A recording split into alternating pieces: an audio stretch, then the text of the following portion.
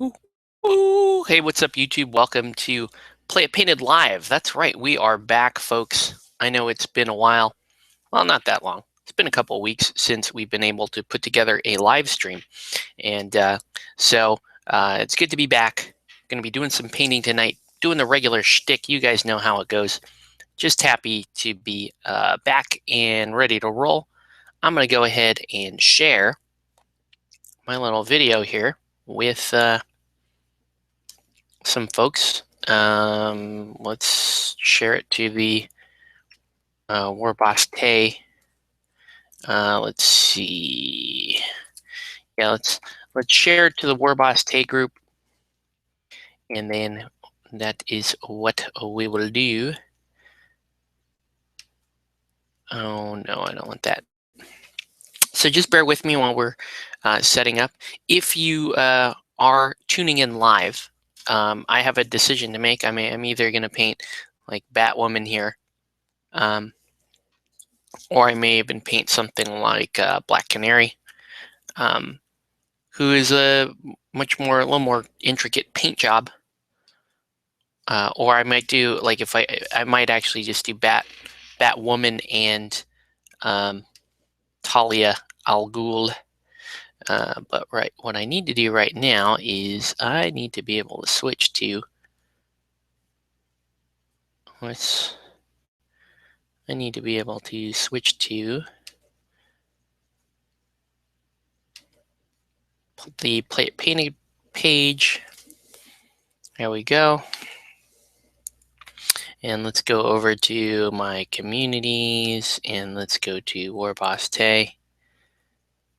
So let's do that. Let's do that. And let's go ahead and share this video. There we go. So I'm just going to share that. Okay. And then the rest is up to them. Hopefully they'll be good with just that. But so there you have it. We're going to go ahead and get started. So yeah, I have to decide whether or not I'm doing two less intricate miniatures or one intricate miniature. I know that there was a comment the other day hoping that I would actually paint some Forgotten King on camera. That's not going to happen this week because I have to do all the like grunt work behind Forgotten King. So that means that that's like all line painting. That's stuff that you guys don't want to see. It's really boring to watch. But I don't know, maybe you beg to differ. Maybe you do want to see me do some line painting. I never really thought it was very interesting personally, but hey, you know, sometimes what you guys want to see and what I want to upload might be two different things. Okay, so let's go ahead and get to it. I think Mark mentioned he wanted to be on the feed, so I'm just going to shoot him a note and let him know that I am live now. If you're just joining the show, let us know what you're painting and what you should be painting. Tonight we are going to be painting Batman and talking about Batman. Okay, so there we go. So we're just going to finish getting ready. As you can see, I painted, I just did the airbrush base coat of the red on Batwoman. I'm not really, there's not a whole lot left to do there. There's going to be a bunch of like shading to do on the red, but there's really not much highlighting to happen. Talia, different story. Really haven't done anything at all with her. So we're starting her from scratch, essentially. I could actually take an airbrush and do some lighting effects on the NMM stuff on the sword, but I'm not going to do that. So anyway, I'm going to eat a chip here, and I promise you we're going to get going. I'm going to start pulling some paints while we are waiting to go here. Okay, so let's do that. We need black, we need white.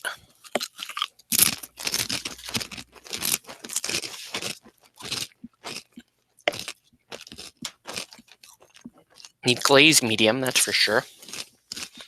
Don't really need a red ink. It's kind of a nice red. Might be able to use that.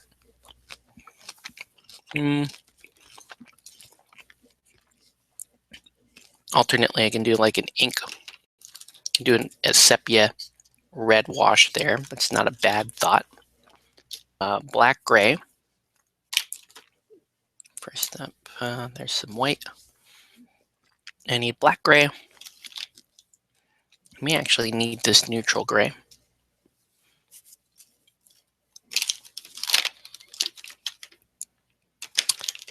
So black gray, white. That's really it for Batgirl. I do need Batwoman. Those are two different characters, so I need to be clear here. We're painting Batwoman. Batgirl was a video I put out maybe a month ago. So we're going to do, I may actually, for the skin, I may actually start a little bit lighter than I typically do, which means we're going to still head towards basic skin tone, but I'm going to start a little bit here on the medium flesh tone. See how we do there. And I think that is going to be it for now. I'm going to pull the Batwoman card and just see if I've got to kind of look at my basic color scheme. Talia, as I recall, really doesn't have much of a color scheme. So here's Batwoman, and you can see they've kind of done like a green lighting effect on her, which is pretty cool, like a gray green. I'm probably going to go more towards a blue. I want a cooler looking Batwoman, but just for my reference here, gloves are red, boots are red, belt is red, red bat symbol, red hair, a little bit of lipstick on her. But otherwise, it's all pretty straightforward stuff. Okay, so nothing earth-shattering here on the Batwoman. So I think the first thing I'm going to do is I'm going to go ahead and we're going to paint eyes and flesh on both models. Okay, so let's do that. I'm going to get my brushes. And then we're going to, once we get into this, we're going to start talking about Batman the game, because it is an interesting topic. It's been a little bit of a journey for me in the Batman game, because I'll be honest with you, it just didn't end the way I thought it was going to end with Batman, and we're still playing Batman, and I'm still quite enjoying Batman. In fact, I would say I enjoy Batman a little bit more than I thought I would. So that's all good. It's all good news from there. All right. So let's do a little eyedropper. So Talia has actual eyes. Batwoman is just basically the white painted in. So I don't actually have to paint her eyes until much later in the game. We're going to paint Talia's. Okay, so here we go. Small brush. My brushes have been taking a beating. Maybe due for either a deep cleaning to try to save them, or I may actually have to replace. I might have to replace my zero. Having a hard time keeping the point on it, and I know it does need a deep clean, but we'll take that for what it is. Okay. So just paint a little bit of the eyes here. Now this Talia, full disclosure, I think is not a good model. I am not impressed with this particular sculpt. She just has weird angles to her. She looks a little stretched. The face has decent character to it, but that's about it. And I have a giant hole in the model. That's gonna bug me. The giant hole there, the top of the chest. So just not a very good good miniature. And I think Knight Models actually agrees with me, because they put out the we put out the comic Talia, and wow, that is just like so much better sculpt. But we'll get into that in a minute. Right now it's just small talk. We're just talking about our lives. Been a very, very busy couple of weeks for me. Did some traveling for work. My son is he's being weaned, so I'm helping mom where I can to put him to bed. And putting him to bed means that he's actually, a lot of times he's going to bed a little bit later than we would like. And that means that's less painting time for me. So less painting time, and with the gaming happening at the house, it's a little bit less gaming because logistics are kind of an issue right now with our gaming group. So that's something for us to be aware of. But yeah, just doing my best to paint and hobby while I can. The Extra Life stuff, obviously I've been working on the Corsair starter. That is done and ready to roll. And that now means I'm going to have to move over to that Forgotten King set. That's a lot of miniatures. I didn't do a physical count of miniatures in that set, but I guarantee you it's over 50. Probably a little bit higher than that even. Okay, so that's going to take up quite a bit of time, and it will probably take us to the Extra Life event, which is happening November 7th. If you guys are interested in donating, there are online raffles. There are really good online goodies. If you want to get into a prize as big as a Super Dungeon Explorer Forgotten King set, the minimum donation does increase. And the reason why it increases is because, I need to alleviate at least some of the costs for shipping. And so I'm absorbing the shipping costs myself on these online raffles. The miniatures and so forth, a lot of them have been donated by sponsors, to which I am incredibly, deeply, deeply grateful for. But yeah, the shipping itself is a cost I'm going to have to absorb. Therefore, the minimum donation on those is not $5. For the Forgotten King set, it's going to be a little bit more. That said, I'm pretty excited about Extra Life this year. I'm a little skeptical about being able to hit my goal of $750, which sounds unusual because I broke 1,000 last year. So why would I be doing considerably worse this year? I don't know. Had someone asking me that this morning. Why does it look like the campaign is stalling this year compared to last? And I don't know. I mean, it could just be the particular mix of games that I'll be playing are not as exciting as they were last year. The other thing could be that I don't have I didn't get any teammates to join me this year, so it's really just me. And I set a team goal expecting to get maybe one teammate, and I didn't get a teammate. It kind of made me sad, but hey, it happens. So yeah, if you are interested in fundraising as part of the Extra Life team with me, let me know. Start up an Extra Life fundraiser page, and I will actually help you by kicking some prize support your way. In other words, including some of your donors on my raffles. I did that last year with Jill. So this year, I may do something similar, but as of right now, no teammate. So we'll just take that as it comes. Okay. So right now,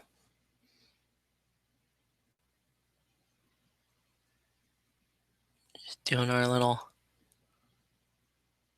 eye dotting here.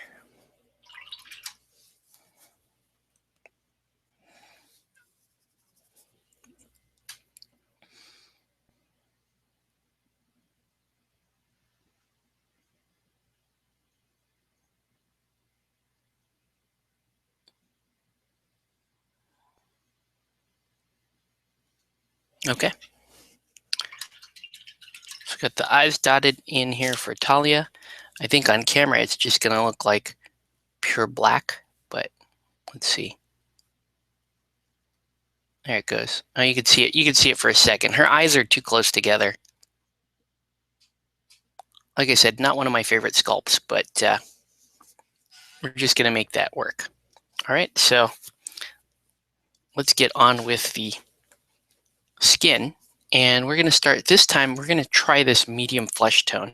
It looks a little bit yellow, but I'll, if it's not looking good, we'll go back to our deep skin tone. I'm hoping medium flesh tone will give us a little lighter appearance on the flesh.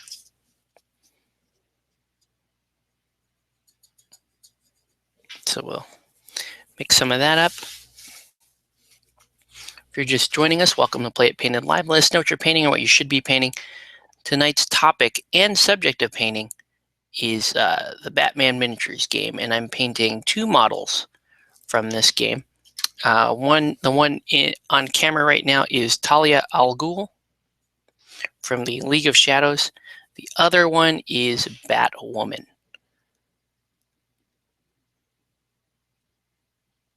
So this is medium flesh tone going down.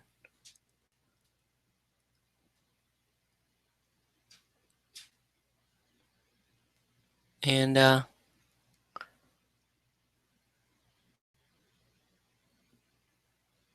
trying to be careful about cutting the paint around the eyes so the eyes keep their shape.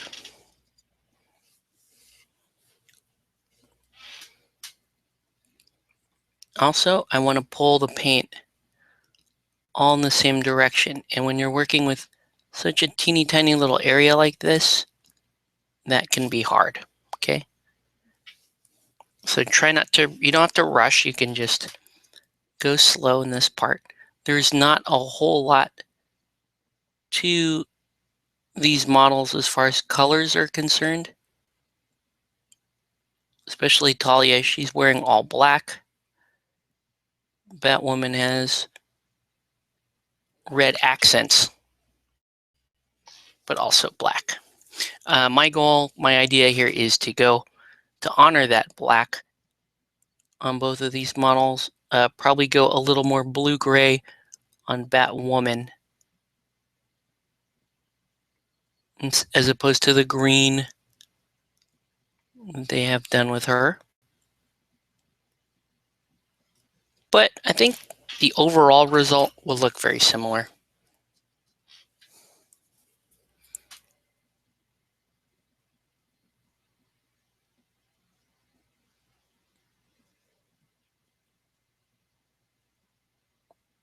And like I said, once we're done with this, with the intricate parts of this model, I can get in a little bit more into the rambling and start giving you guys my impressions of the game.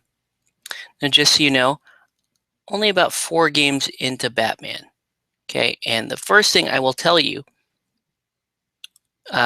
when considering Batman as a game system that you might play, consider that the game really does have a significant amount of rules to it, and you're going to want to learn those rules in layers.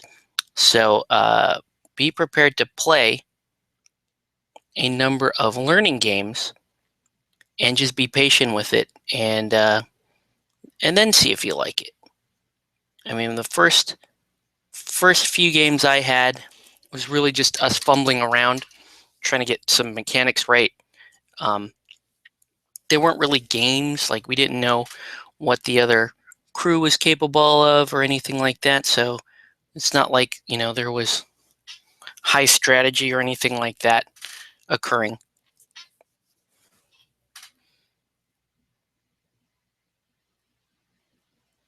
Yeah, that hole in her chest is going to be bothersome.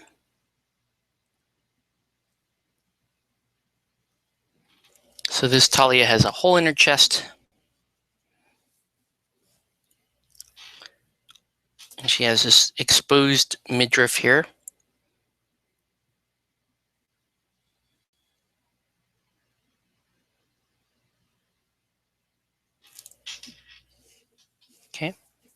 Still no comments on the feed. That's fine.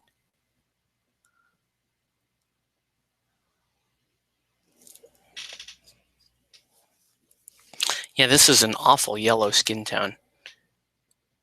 I would be remiss if I told you that it isn't concerning me. I mean, it looks really, really mustard colored right now. I don't know if I like this skin tone at all.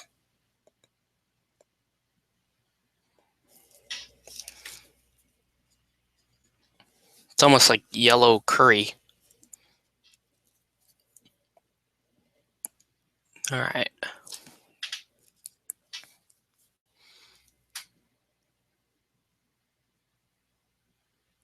So yeah, this is one of my least favorite sculpts in the entire Batman miniature range.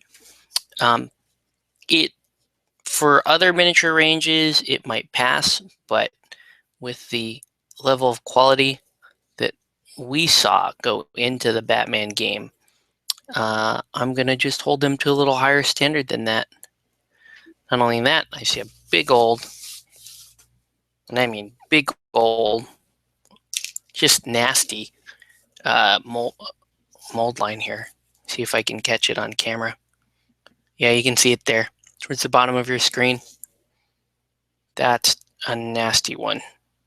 And it's so big, I don't know if there's an easy way to take care of it. I might have to just break it up a little bit.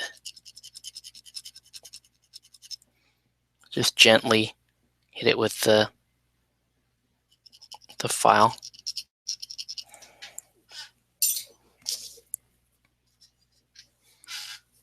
I don't want to take like a whole bunch of it off, especially if it's just going to be, if I'm going to come back and paint it all black gray.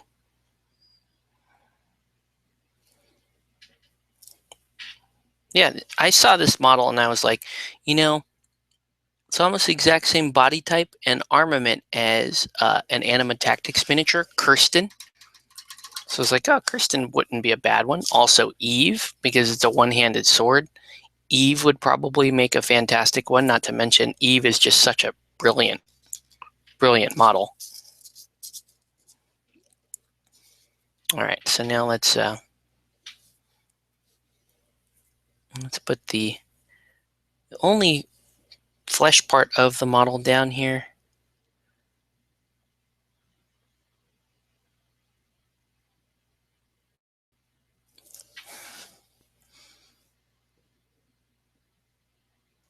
Which is just that on Batwoman. That's all we got.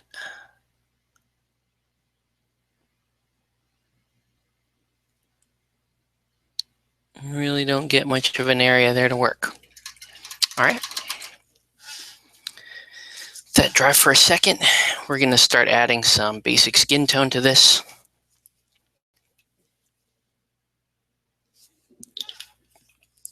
Lighten it up. We'll see how it blends, and then we'll see if this skin tone is going to work. I think it will work. It just, that initial color was just freaking me out a little bit. Just a little bit.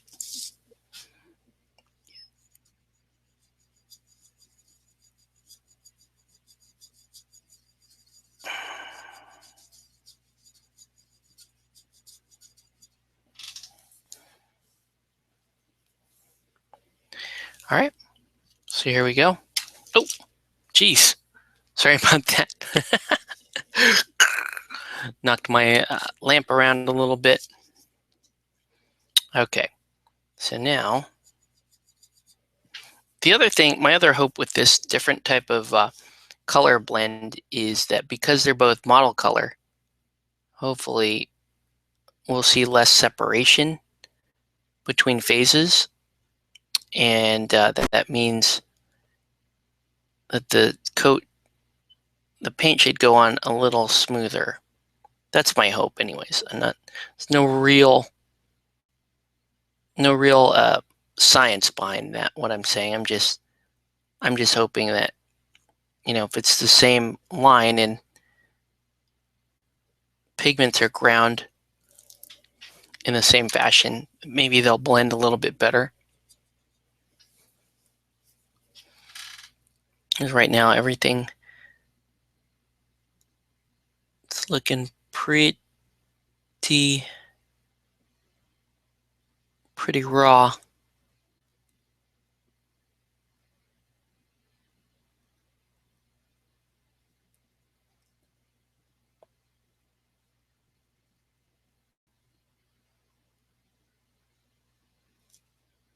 And there's a big old hole right there. It's really bothering me.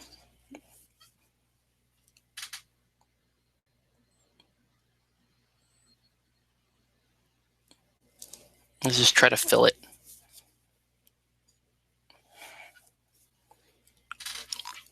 It's like a really deep hole.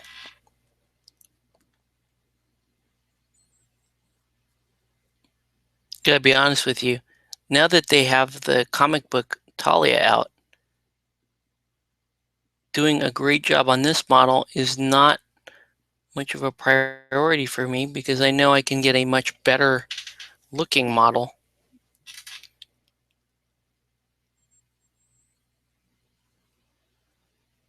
by getting the comic book version.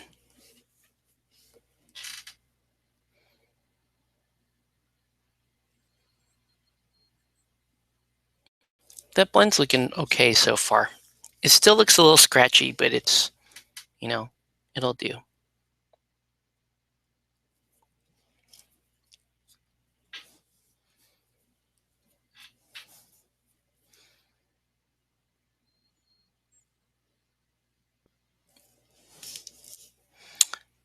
I also noticed on the studio art for Talia, her sword is just like a black blade. It looks like there really isn't much of an NMM effect on it. It's just like a black obsidian blade.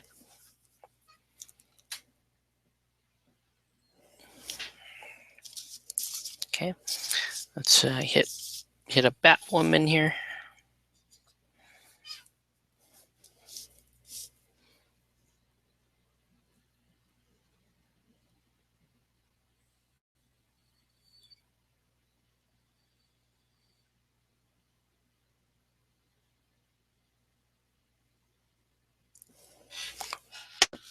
Yeah, neither one of these models have a really high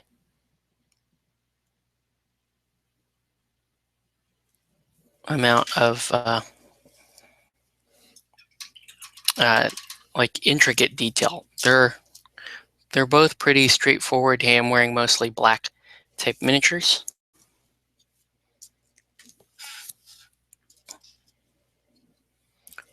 Let's let that skin dry for just a minute. I'm gonna have a little sip here. Once again, if you're just joining, welcome to Play It Painted Live. Let us know what you're painting, what you should be painting.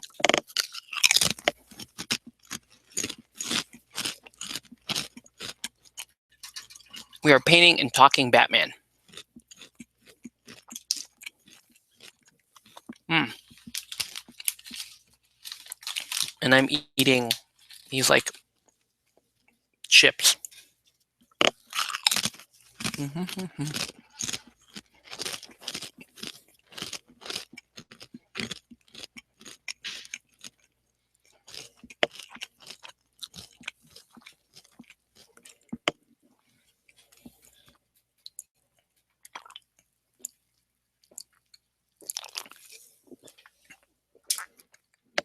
All right.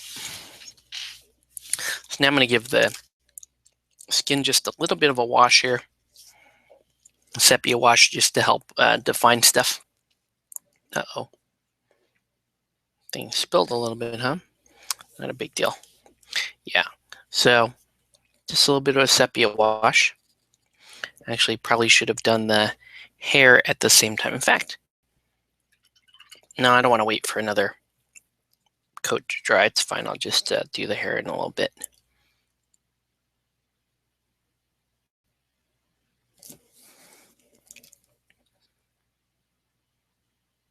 So with this wash, my priority is to get the borders, essentially wherever flesh meets clothing or hair or armor. That's where this sepia wash is going to come in. It's going to provide me a good bit of shadow here. Maybe she's wearing a bra. Maybe that's what it is. I don't know. Is that like a bra sticking out there? I'm going to have to look at the studio art and see.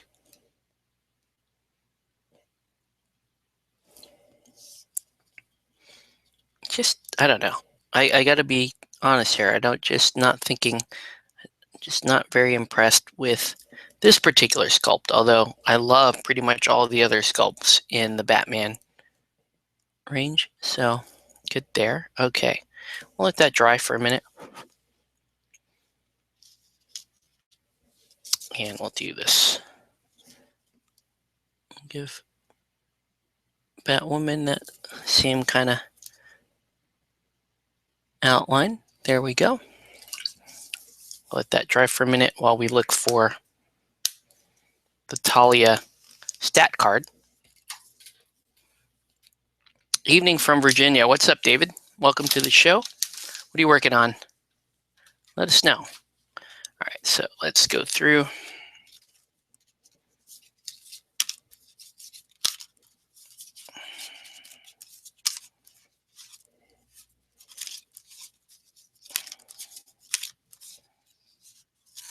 Here we go. Talia al Ghul. So here's the studio art. It's all pretty much a just black outfit for the most part. And yeah, there is a little sports bra under there. So that's why. And the blade, her blade is just totally black. So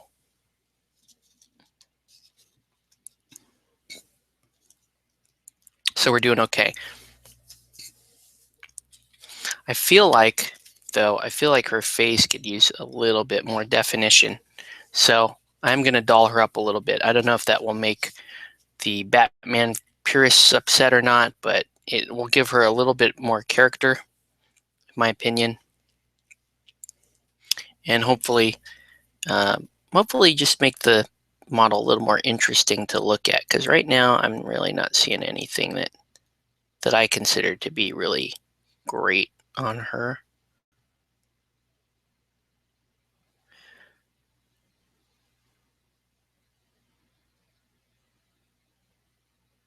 The eyes are just so close together. I just wish I don't know. This model just, compared to the rest of the line, it just doesn't hold up. It's almost like they had an off day that day when they made this one. She's just not there. Started on Izamu from Malifaux. Oh, I remember. I painted an Izamu before. Those are fun. What's that armored samurai miniature? Good choice. Should be a very fun paint job, I think. Okay. So I'm just gonna highlight there, right on the collarbone. And I'm gonna go ahead and highlight the rest of the skin. And I'm gonna take it up a second highlight, because I like having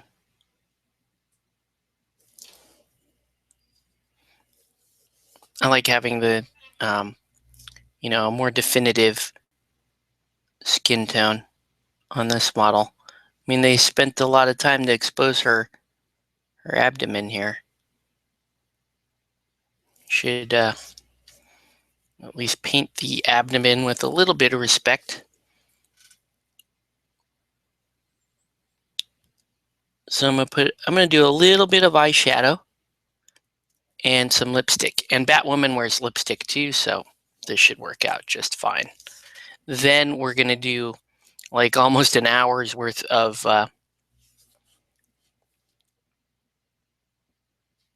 black gray. And then we're gonna shade that black gray a couple different ways. Not shade, I'm sorry, highlight that black gray. Then I'm gonna work on the red shading on Batwoman. shading and highlighting, actually.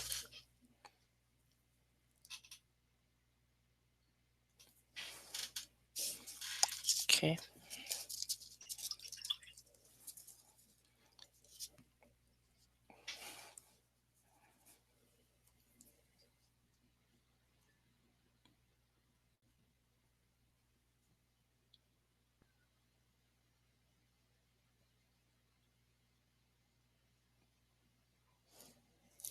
All right. So let's make some. Let's make a little lipstick. We're just gonna take a little of this Warlord Purple, and actually use this as the eyeshadow too, if I so choose. So we're gonna use a bit of that, and mix some water into it. Then we're gonna take our skin tone and mix skin tone into that. And we should end up with like a kind of a muted purple. Is what we're going for. So that's still a little bit too intense. So I have to bring it out here. There we go. To me, the color I'm looking for is I'm looking for a color that's almost kind of like a chewed bubble gum look, you know, where it's a little bit of that pinkish purple. That is what I'm looking for. Okay, now let's do paint the lips that color.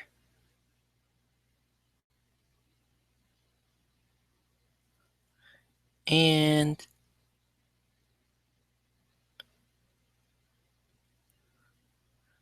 paint a little bit of just a little eyeshadow there.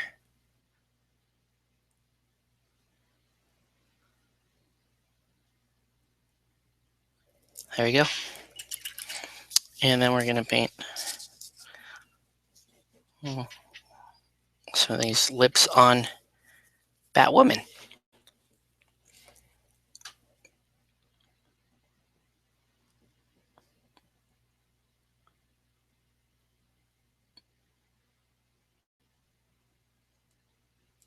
Good. All right.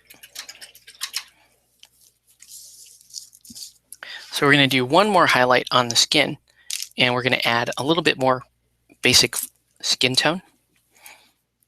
And this is going to be the final highlight for the skin. And then we're off to the relatively easy stuff from here. Maybe I'll do hair before I do all that black gray. No, I'll do hair after. So basic skin tone is going to take us up again in color.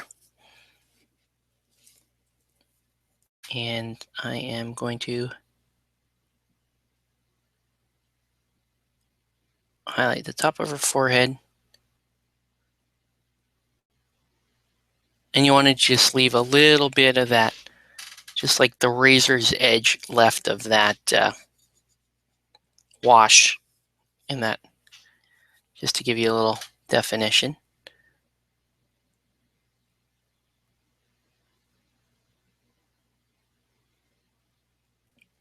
I'm also shaping that eyeshadow I just put in.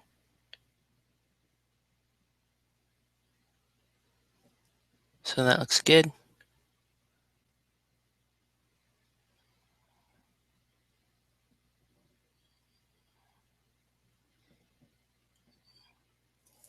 Yeah, the features on this Talia, not so great.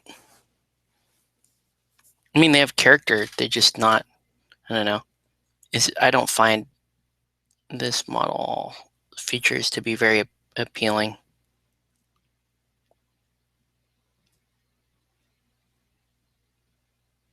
Whereas the comic book version looks amazing.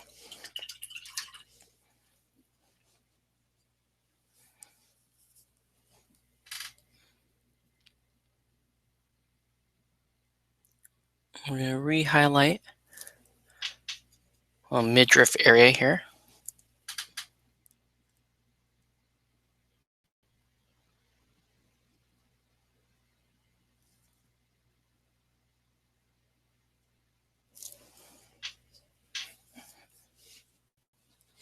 All right.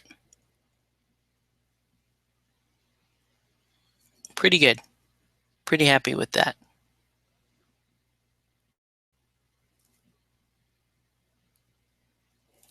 All right.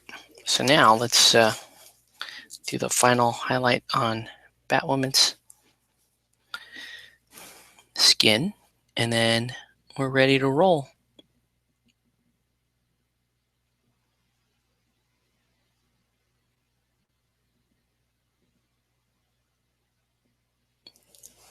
All right.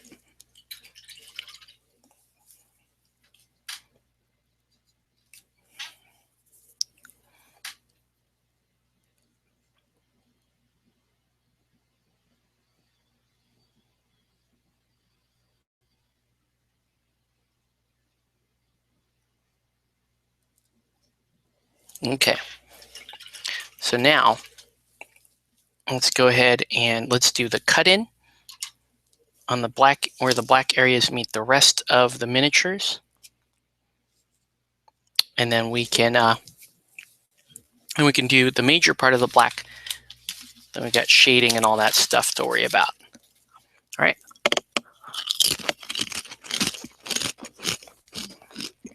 Or should I shade the red first? I think I may need to shade the red first. Yep. All right. So I'm going to take this fire red here, and I'm going to thin it way, way down. And I'm going to do something similar to like a two brush blend.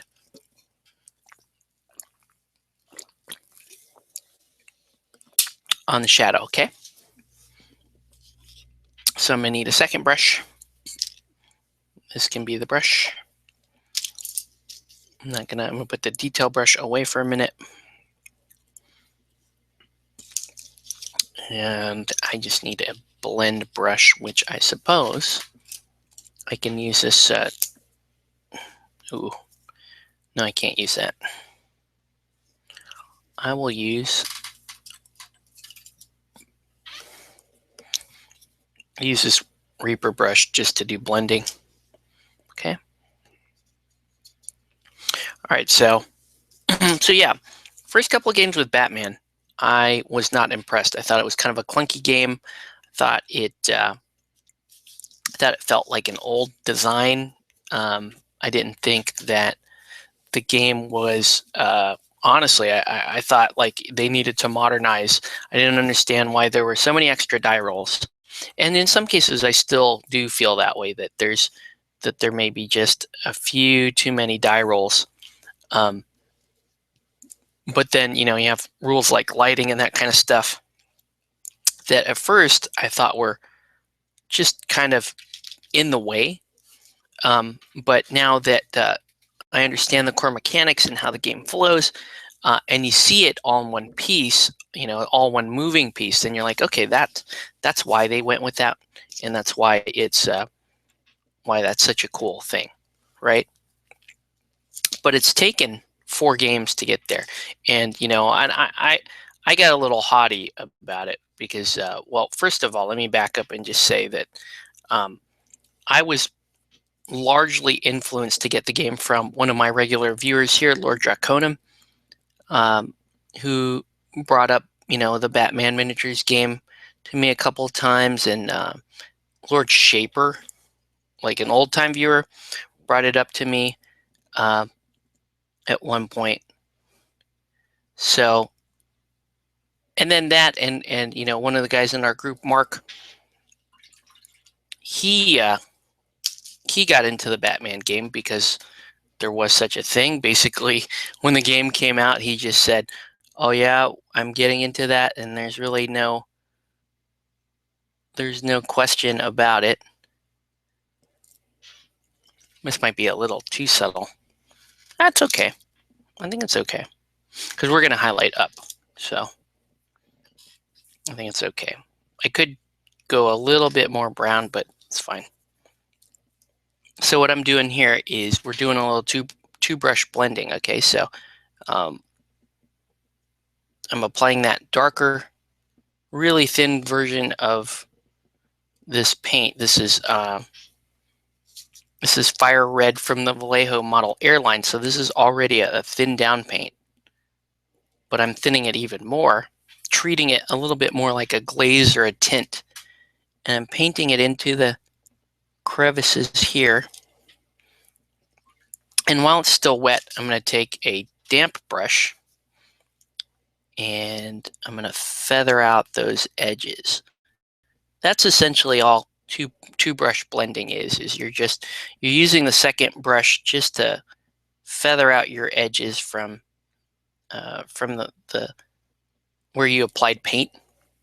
And it's nice. It gives you a nice quick transition, and you don't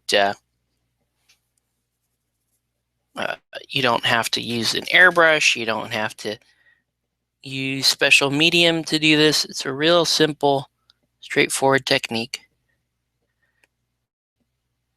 So there's the bat symbol. I'm going to paint in some shadow there. I'm going to paint a little shadow here on the feet.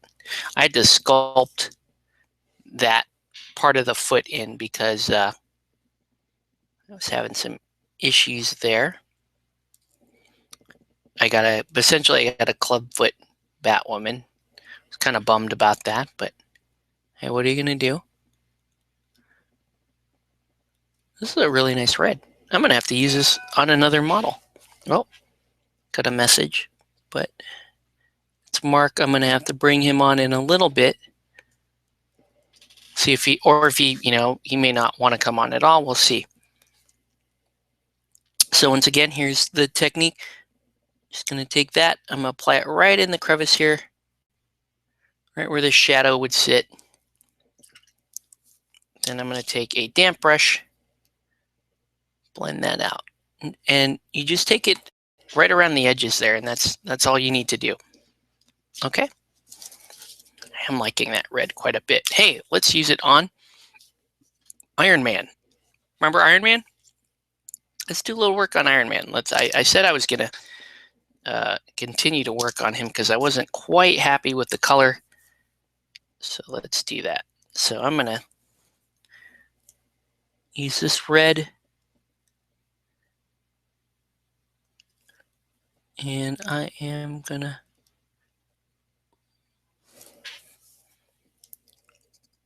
do this number on him.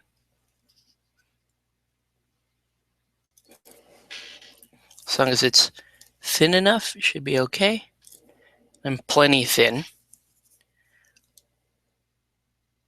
The idea here is I want Iron Man to be a little more red. Right now he's just so dull in color.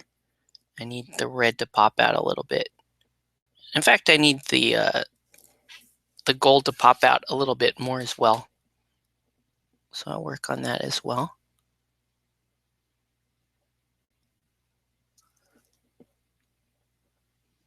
And you figure we have a little time here while stuff is drying on the other two models. So let's put another layer of red down on Iron Man with the intention of I'm going to highlight him same time I'm doing Batwoman because it's a similar transition.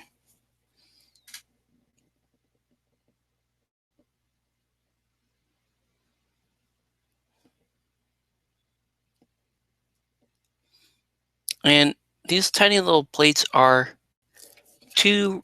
kind of too small to do the blending technique on, so just do your best, feather out your edges as you're applying them.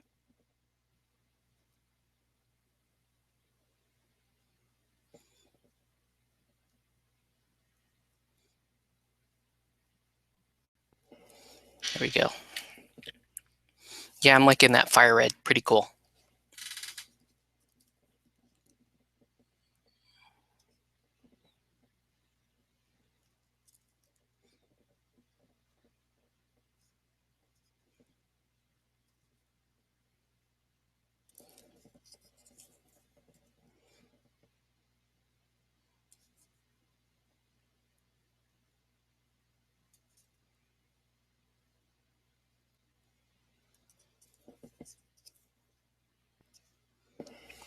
All right. Hi from California. Hey, what's up, Tori? Thanks for tuning in. So yeah, Batman game is the way I look at it, and I was trying to talk about this a little bit last week, is you have what I consider to be V1 games. These are games that carry heavy theme, lots of intricate rules, and they're more about an experience than a game. I'll explain that in a minute. There's a difference between, because yeah, in my opinion, there is a difference between a game. Return from D&D. Oh, good. Glad you went. Hope you had a good time. There's a difference between a game or something that people game versus, an experience, an interactive experience. Now, I'm going to get a little bit philosophical here for a second, and I'll get us out of it, so it's not that big a deal. But essentially, I look at miniature games in two ways. If you are focusing on the game aspect of a miniature game, then you might be more prone to, I'm going to do one more layer of this fire red, then you're more interested in a streamlined, gameable experience, right? You want tight rules, you want intuitive rules, you want to be able to pick up and enjoy the game part of the game as quickly as possible. And there's nothing wrong with that. In fact, for most of like the board game media, miniature game media, that's kind of the where the majority of them sit. It's like, yeah, it's cool that these games carry really strong themes, but ultimately, I want to have a nice clean experience. I don't want to sit there arguing rules or misinterpreting things. And I get that. Especially if you're talking about maybe a more public situation, or either an open gaming or even a tournament situation. You don't really want those games, a highly thematic game that has rules, especially one like this that comes from Spain and may have even some issues with translation. You don't really want that type of game in like your cutthroat 3-round exactly 60 minutes per round tournament. It's not going to go over so well. They're not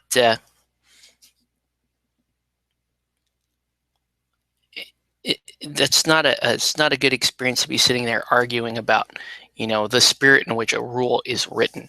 So there's games like this which are that, and then there's the desire for a game to be tight, streamlined, intuitive, and then there's games like these games kind of harken to what I call the spirit of miniature games. So these games focus more around the overall experience of, hey, these are the really cool miniatures that the games that come with the game.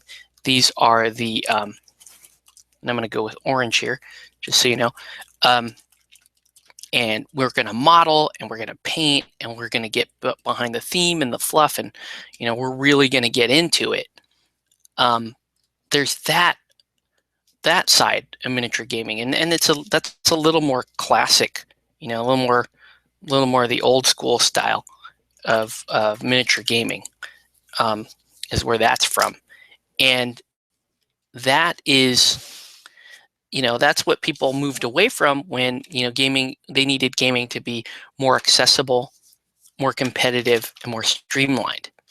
But there's still people, that said, there's still a number of hobbyists out there, myself included, that really prefer, in some cases, not in all cases, but in some cases, they prefer that we prefer that the game remain experiential and narrative, even at the cost of some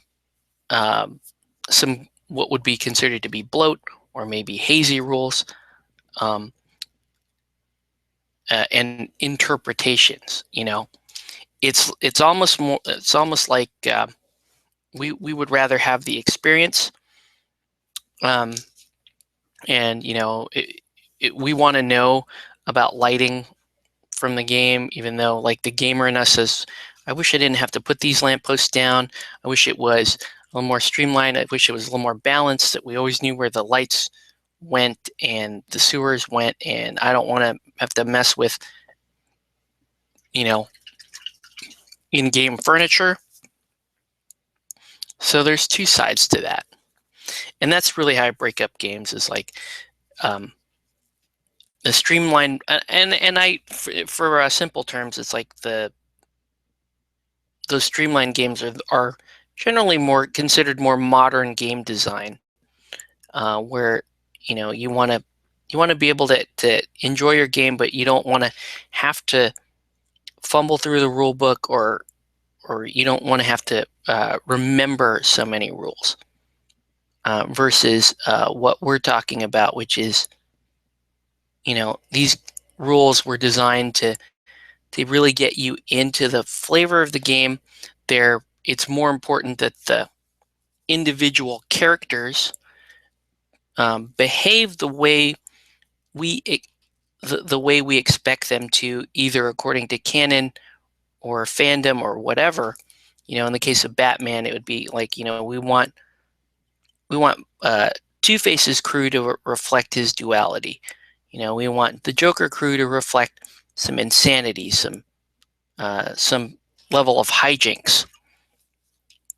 And so we're okay sitting through a little bit more of a meatier, arguably bloated rule set to accomplish that than somebody that's, trying to get in a quick game of, a quick, like almost a sports type game, where it's like, okay, well, here's your list and here's what I'm going to do.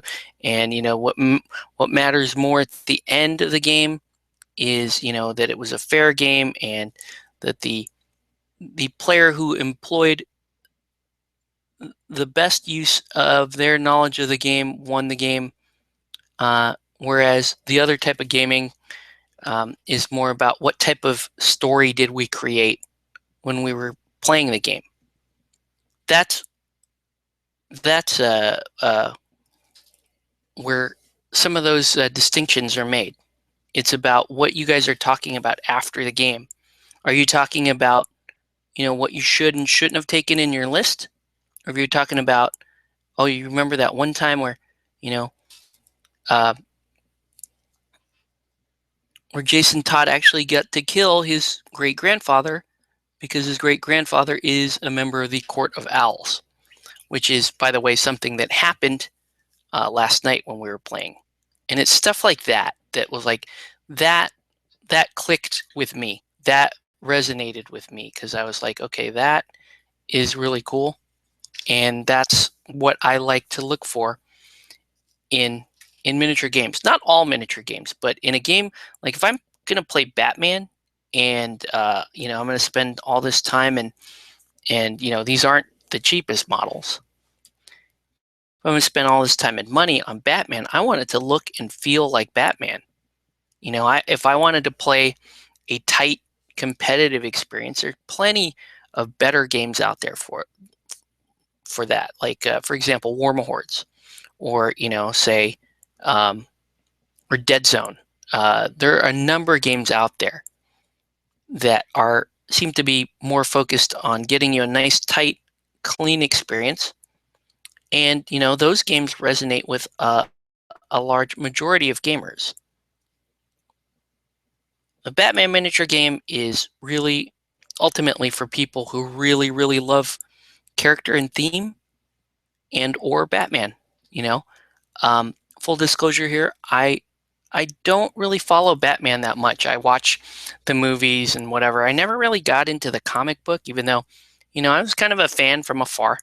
So, but, my draw to this game was when you really you take a sober look at the Batman universe and the characters involved in the Batman universe, and you're like, wow, that's really cool. That's for me. That's what I want. That's what got me into Batman. Let's see. I like a background story for a game to give a reason why the characters are fighting. One reason why I like the Malifaux game. Yeah, Malifaux is, very thematic game. Malifaux is about characters and crews, and that's what got me into Malifaux originally.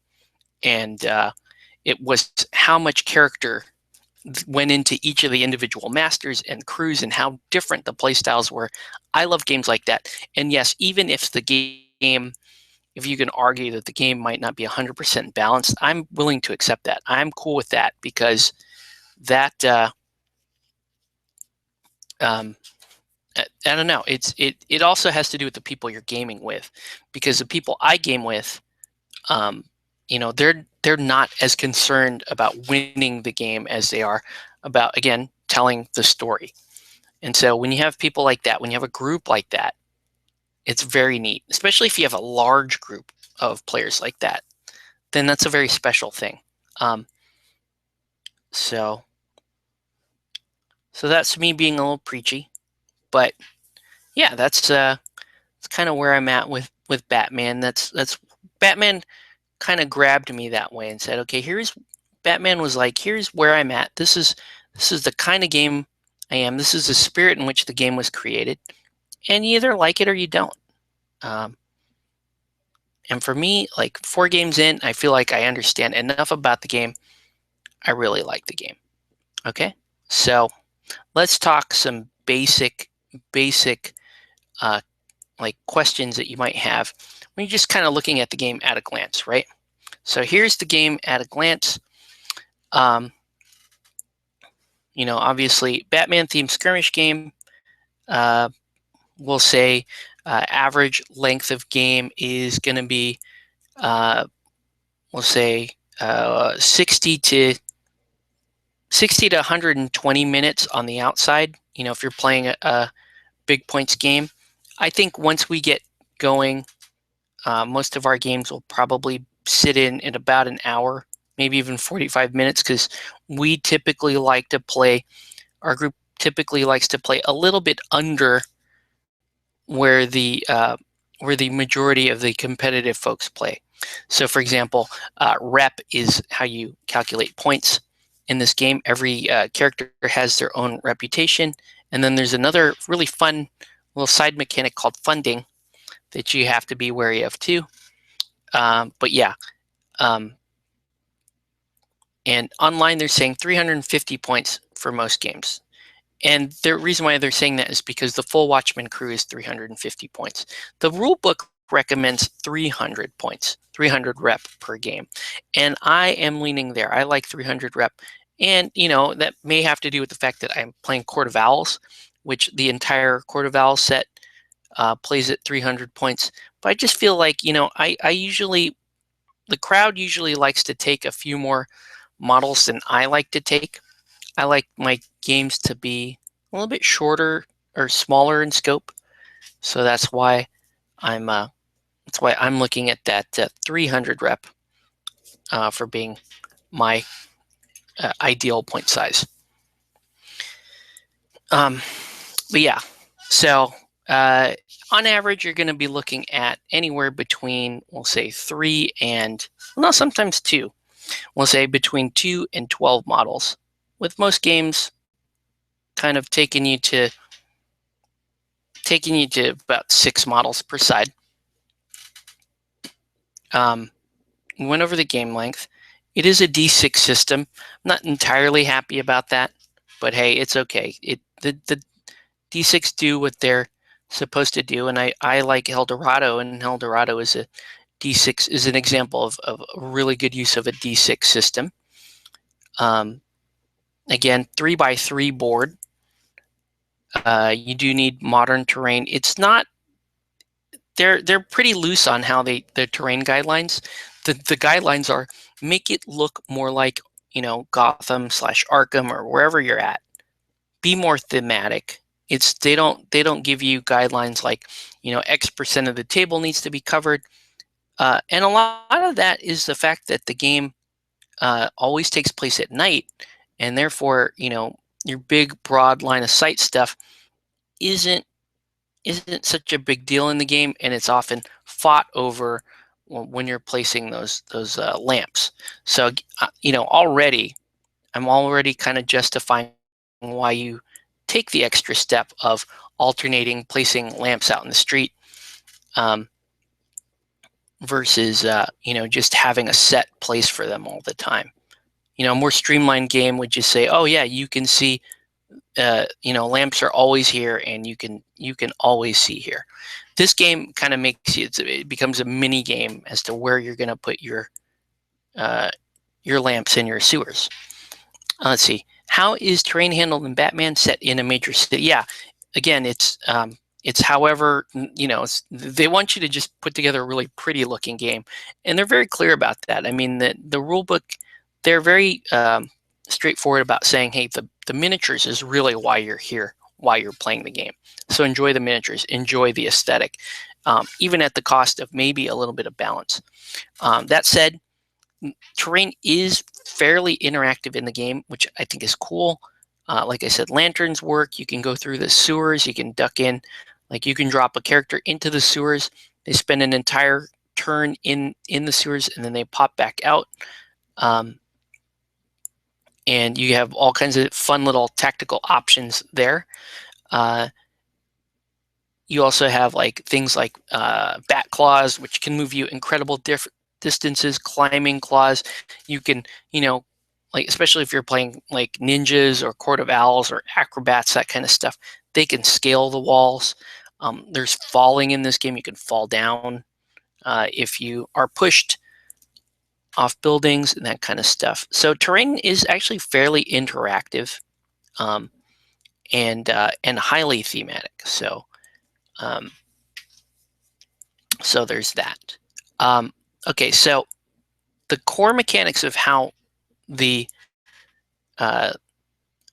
turns in the game works are pretty neat, actually. Okay, so the initiative system is not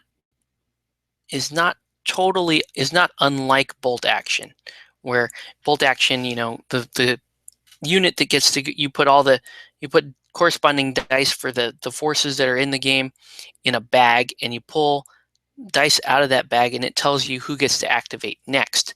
Now, bolt action handles that, I believe, on a unit by unit basis, whereas Batman, it's really just you pull one die out at the beginning of each turn to decide who gets the choice of first activation. So what's cool about that is, because if you play a number of rounds, for example, 6 rounds,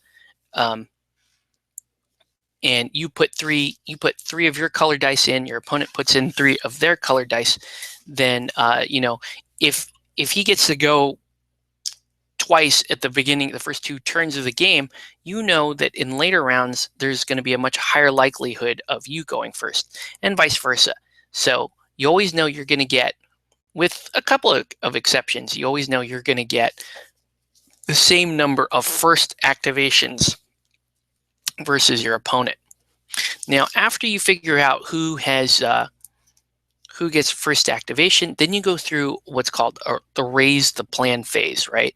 And this is really neat. So in Batman, you have characters have a number of action points equal to their endurance, and their endurance is here. I'll show you real quick.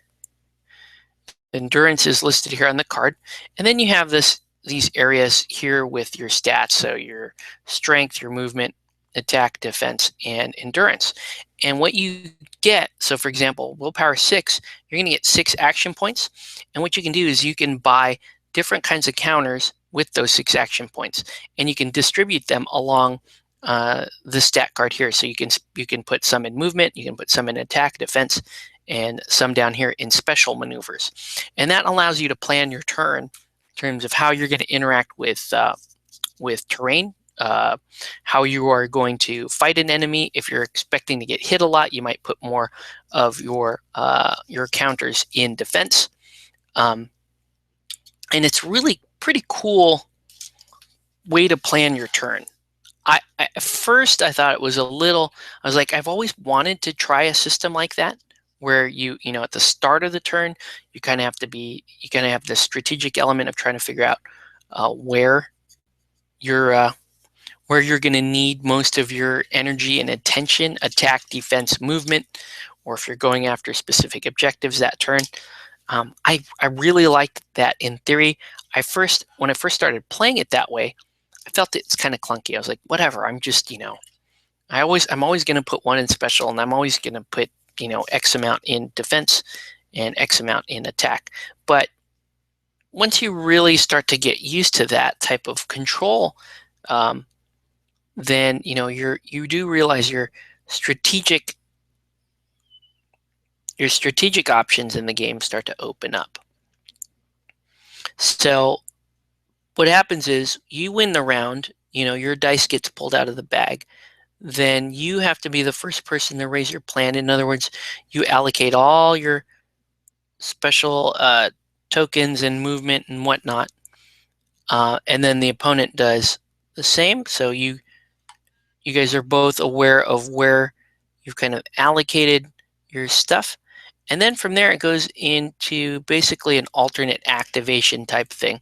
You activate a model, and you spend counters to do stuff. Like if you want to run, that's going to cost you 2 movement counters. If you want to do any kind of special maneuvers, it'll cost you more movement counters. Some acrobatic characters will actually leave some counters in movement. That way, in case they're shot at during the enemy turn, they can actually use those movement counters to try to dodge ranged attacks.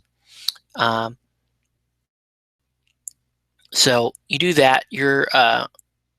The attack and defense mechanic is, basically when you're going to attack an opponent, which is always base to base for melee, you're going to spend attack tokens to buy dice, essentially buy attack dice. Your opponent can spend defense tokens to buy block dice, and essentially you're rolling against the target's defense to try to hit the target, and the target is rolling against your attack value to try to block your attacks. So it becomes this transaction of this many hits minus this many blocks. Then you go into like basically a wound roll, or they call it a damage roll. Okay, and there's some really neat stuff tied in there as well. There's collateral damage, which is pretty cool. If you can actually end up doing a little more damage and knocking your opponent down while you're pummeling them in the face as an added bonus. There's also different types of damage. So you have stun counters and you have blood counters, which will affect whether or not the character, when it suffers the amount of damage equal to its endurance, that will determine whether or not the character goes unconscious or if the character is just flat out removed as a casualty. So you have all this stuff going on, and you're like, okay, that's all extra stuff. Does it actually enrich the game, though? Does it actually make gameplay a little more interesting? And the first couple times I played it, I was like, why do you need 2 damage types? That's dumb. Just remove the model when you remove the model. I don't need that lingering effect of having a model hang out on the board. I want my game to move on. Those were my initial thoughts. As we started to play more and more of the game, I was like, hey, that's pretty cool, actually, that there's still a little hope that I can revive this model. Then you have the good guys like the Batman models, which can arrest models that have been KO'd, and that's pretty interesting. So yeah, in the great scheme of things, you shouldn't have to be rolling that many dice. In terms of getting the Batman skirmish crime fighting theme down, a lot of it will make sense, and in my opinion, it's pretty fun. And I think in terms of like some of the KO and grapple moves and that kind of stuff, I would really miss that if they streamlined the game past that. All right, I want to play Ra's al Ghul, in League of Shadows because of ninjas. Yeah, Torius, it turns out that was one of the first sets I picked up was Ra's al Ghul. So I have his set. This is obviously Talia. This is the bad model. You're going to want to look at the comic book version of Talia because that is an amazing model. So just be aware of that. Might have the wrong? No, this is right. Okay. So let's start the painting of the black. I needed to do the rest of my cut-in. Uh-oh. I'm gonna switch back to that other model real quick. But yeah, that's a huge draw to Batman. If you are familiar with the universe and if you're a fan of that universe, then you can, you'll say stuff like Tori, like, oh yeah, I love, Ra's al Ghul and that whole storyline. I'm going to play them. Or in my case, it was, Court of Owls. I love the aesthetic of Court of Owls. Again, I don't really, and that honestly, that got me into, reading the fluff a little bit. So yeah. Anyway, sorry, I'm kind of bouncing around quite a bit. I'm kind of rambling right now because it's just me and we're painting and talking. But yeah, that's a huge draw behind the game. Like being able to play recognizable characters and their crews, and you go into it with expectation. From what I'm told by more experienced players and fans of the Batman universe, that holds pretty much true. So, and in fact is one of the draws for folks playing the game is that everything pretty much behaves the way, if you're a fan of the universe, everything pretty much behaves the way you would expect it to. And that's a pretty cool compliment.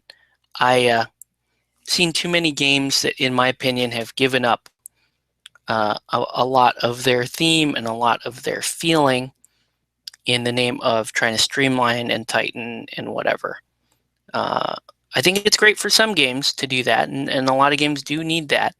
Like one of my favorite games where like Knights could use some cleanup on some of the rules. Obviously, I think Batman can as well. So that's good, but then you just don't want to. You don't want to take a chainsaw to it when you can get it done with a scalpel. For those of you familiar with that particular analogy. All right, so this whole area here is just black, right? So I'm going to cut around this edge here. A great sculpt. This is a great sculpt. So anyway, so we went over combat a little bit. We went over KOs a little bit. Shooting is sort of similar. It's basically, you spend two of your attack actions to fire one shot. The rate of fire on that shot tells you how many dice you're going to roll, and you're going to be rolling against the character's defense. So shooting is, it's somewhat straightforward. And then you have acrobats that can, oh man, something really bad just happened. Uh-oh. Oh, wow. Yep, something really bad just happened. Her, legs buckled. It's not good. I would hate to have to re-glue this miniature. That's, it's not a good sign. Yep.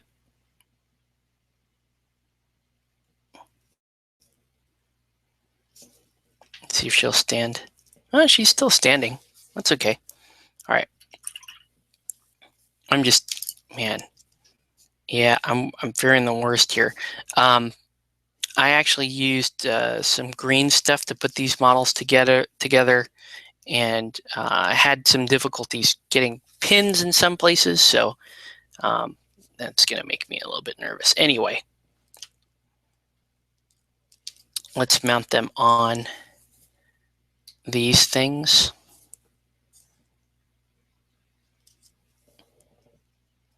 And hopefully she holds. I hope she does. I think she will. I think Batwoman is tough. I think she'll hold.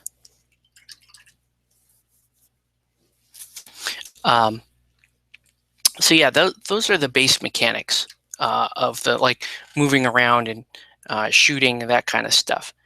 And that part's pretty cool.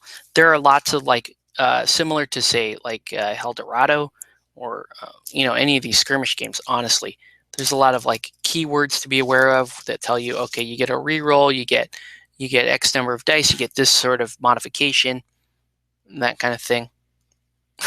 Some reaction medic. Yeah, that was a little scary. Let's see. I hope she can keep it together here. I'll be gentle. I'll be gentle with the with Batwoman here. If you guys have any specific questions on Batman or anything, let me know. I mean, I am new to the game, but we're figuring it out. And like I said, it's got its quirks. It's got plenty of character to it. And that said, so far I'm really enjoying the game.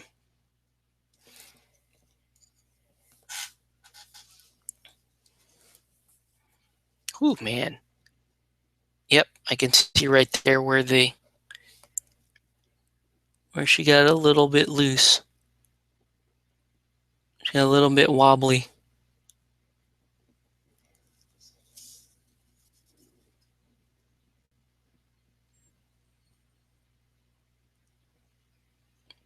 If she does come apart at that joint, I don't know, I may have to just super glue it and zip kicker it and hope for the best. That might be what I'm looking at.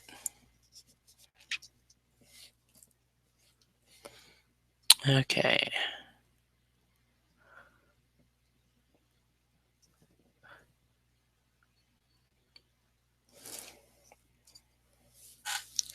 Luckily, this model doesn't really have that many, does not have a really intricate color scheme, red and black. It's just in how we're going to light the black. We've already we're almost finished with the red, so that's good.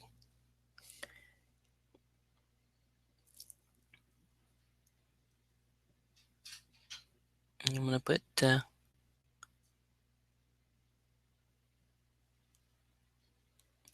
we go.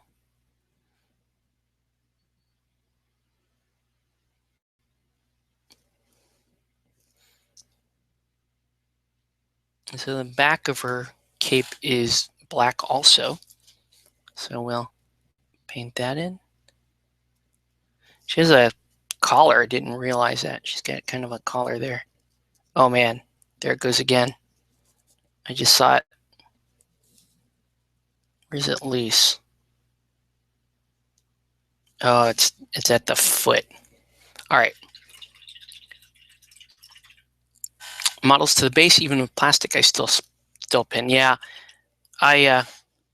this model was is actually tabbed in, so she's more than pinned in. The issue is that club foot. She has a club foot that I am actually going to have to fortify here with a little bit of super glue, which is kind of a shame. Oh. But I don't really have a choice at this point. It's so late in the process, if you know what I mean. I'm going to actually have to let that sit there and dry before I do anything else to her. So that's going to be a few minutes while that's drying. We're going to switch gears and move over to Talia, who didn't have a club foot, but I don't think she's a great sculpt. That's okay. The other thing to point out about the game is, it is a scenario-based game. So you get victory points for beating up your opponent, but most of the time you are trying to get your objective done within the set amount of time. There's often a bonus for characters getting their objectives done more quickly than the opponent. And then you have objectives. Okay, so here's where another point that gets really interesting. The game has 4 different types of objectives, and it even says in the rule book that they're probably going to expand into additional types of objectives beyond that. So that should give you an idea. Like, for example, the 4 types of objectives that the game has right now are there's loot, which is basically just your standard, like all other skirmish games just have a generic objective that's worth this many points, and they don't really tell you why.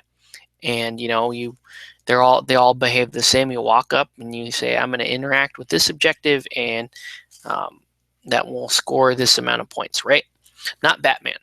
Batman has loot, which are the simplest amount of objectives. Those are only worth 1 victory point. Then you have ammo crates, which will actually allow your characters to reload should they get a hold of them, and those are worth more points. Then you have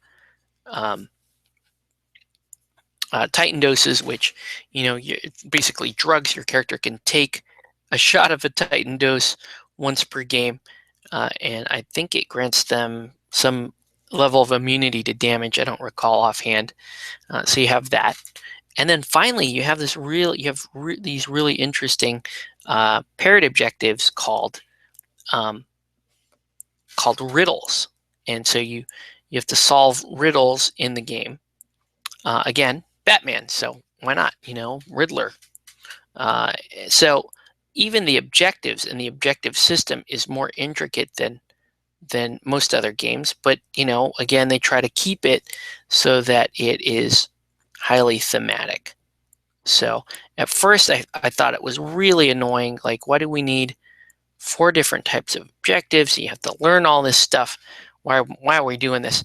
Then we started playing that way, and you realize, like, the subtleties, how much it might change your in-game tactics. Because it's like, okay, riddles, for example, they poof after you try to solve them. Whether or not you solve them, they poof. And so it can be part of your strategy to go up and try to solve the other players' riddles in an attempt to just remove them from the board. Even if you don't solve the riddle, they'll remove them from the board. Now with riddles, it's interesting because you actually have the potential to lose victory points. And that happened last night. Mark tried to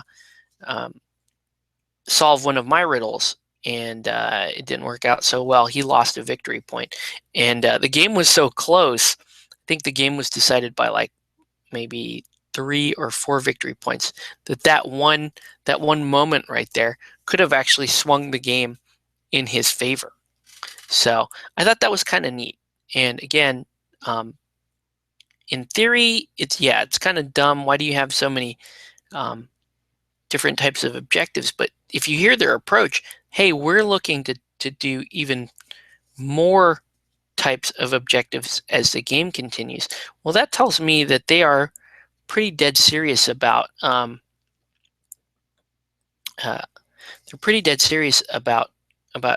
keeping the games highly narrative and thematic.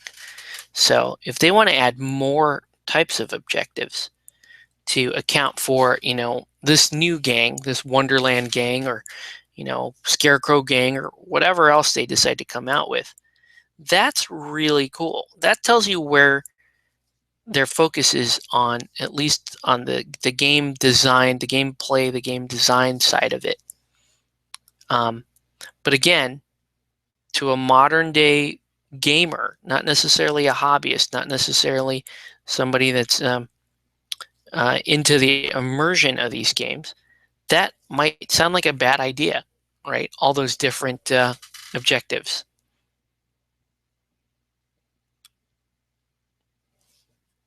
So I will. So there's a lot I like about the game.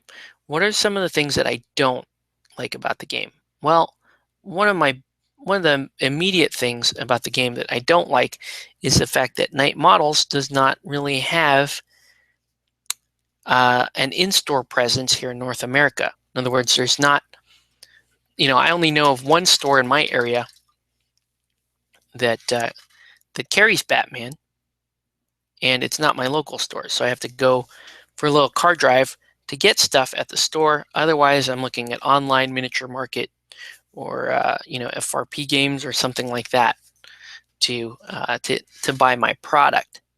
So that's kind of annoying. The other thing that's annoying is what we're dealing with right now.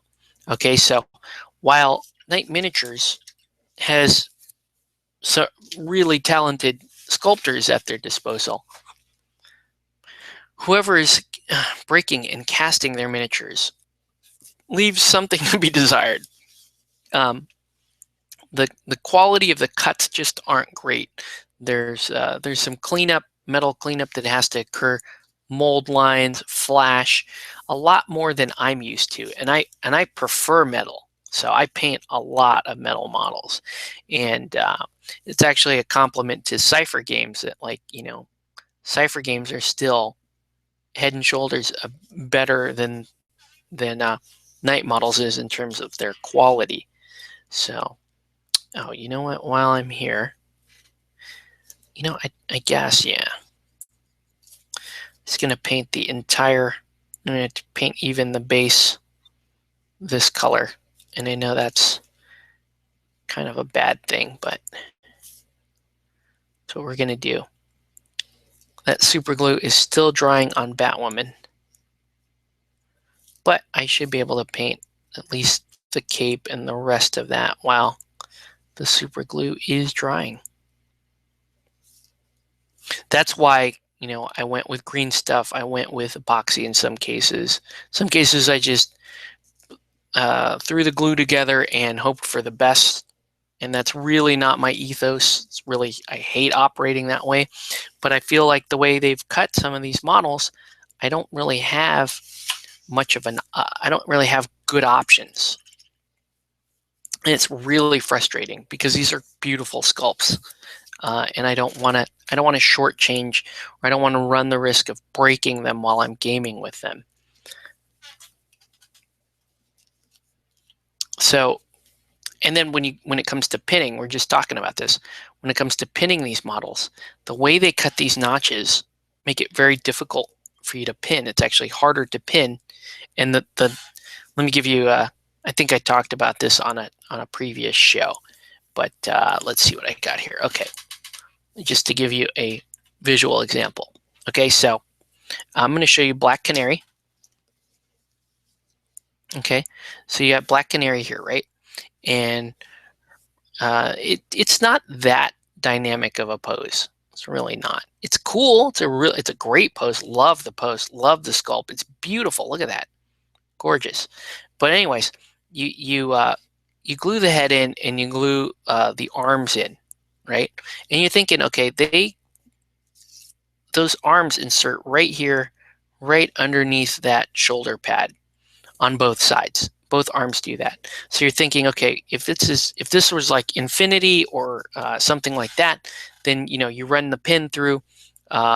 There's probably a stub like this, and then a notch in the arm, and it just pops on that way. It does not go that way on these.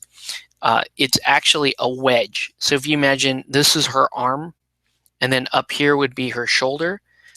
They cut the model so that there's a wedge on the edge, right? And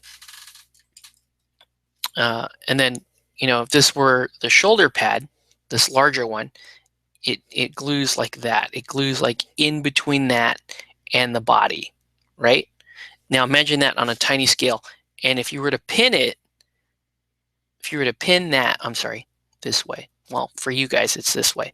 If you pin that to the shoulder, your pin is going to run all the way through. Then you have this weird angle. You can't exactly put it the way you want to. One thing I was thinking is like I could put a notch here on the edge and then stick it on that way and kind of drill in sideways. You get what I'm saying, though. That's an okay join, provided that join is actually cast properly and it's nice and clean, and also it assumes that you're not going to be pinning. It's actually worse for pinning. And so the reality is those wedge joins are not clean. They need to be cleaned up. They're covered with flash. They're misshapen. Bottom line is it's just a horrible wreck to try to get those to pin, to be available for pinning. And it's driving me crazy on some of these, especially because I like the female models, and obviously female models always have the fiddlier bits. Oops, need to thin that black gray. All right, so we're moving along. We're going a little bit slower than I thought we would, but that's okay. That whole foot debacle there has kind of slowed me down. It's okay. I'm actually going to end up using a crappier brush around that area because I don't want to risk a Winsor Newton getting super glued, getting its bristles super glued shut. That would be an incredible waste of money. So I'm going to break out. It's a good thing I carry some like lower quality brushes for times like that. Okay, so here we go. I'm just going to paint a little black edge there on the cape. So yeah, we went over mechanics a little bit. Now let's talk about building your cruise, right? That's what you guys want to know. For you Bat fans, like, can I take this because of this, and how does it, does that fit in with the comic books or the movies? Do the alliances work the way they're supposed to work? And from what I've seen so far, I'm going to say yes. Okay, I'm going to finish painting in this. Oh wow, still moving ever so slightly. Yeah, it's wiggling, and I'm not really even touching it. Oh no. Yeah, got problems. Tonight we got some problems. See, that made a whole mess here. But if I catch it early enough, I can just do that. There we go. Okay. Now let's take that GW brush, and I'm going to paint black gray on the base, and we're going to let stuff dry for a little while. And I'll show you kind of how to set up Cruise in this game. Okay. So this GW brush is about ready to be thrown in the trash. It's, seen a fair share of abuse from me. It's not as good as my Winsor Newtons, so usually use it for the crappier jobs, such as painting freshly super glued areas.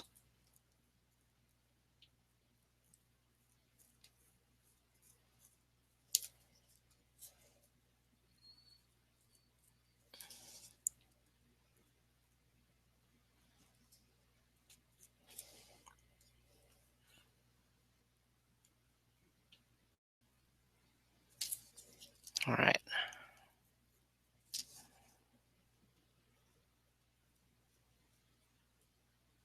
Oh man, there it goes. Besides Batwoman and Robin, does Batman have his own crew? Yes, absolutely. There's actually a huge variety of things that you can do. How you can build a Batman crew. Let me get into that in just a moment. Finish painting in this part. There we go. And there's still a couple of spots here I need to get. Need to get this whole edge this way.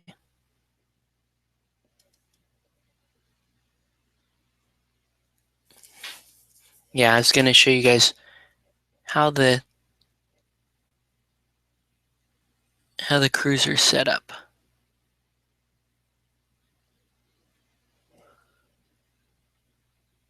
Okay, so here we go. All right, so let's let that dry. She looks not bad so far, just kind of the base coats are coming down. All right, and I'm going to throw this in here. Okay, so like I was saying, you build your crew based on rep, and your crew kind of follows a specific format. So I'll actually use these 3 miniatures to show you. Okay, so here's Batman's stat card, and you can see it's got his name on there, Bruce Wayne, and that's so that it forces you to only take one character. If it's a uniquely named character like Bruce Wayne, you can only take one Bruce Wayne. And what that means is, in this case, for example, this is Dark Knight Rises Batman, right?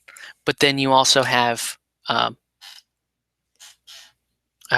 different Batman variants. So you have Frank Miller Batman, you have Adam West Batman, you have Arkham Knight Batman. But because they all say Bruce Wayne on their card, you can only take one Bruce Wayne. The other thing to note is Bruce Wayne, his rank is leader. So you can only have one leader in your crew. You don't have to have a leader leading your crew as the boss. You can take a sidekick as the boss. But the leader specifically, you can only take one leader. And when he is present, he is the boss. And then down here you can see you have an affiliation. So Bruce Wayne's affiliation is with Batman. And so you can take other models who have that same affiliation in a Batman crew.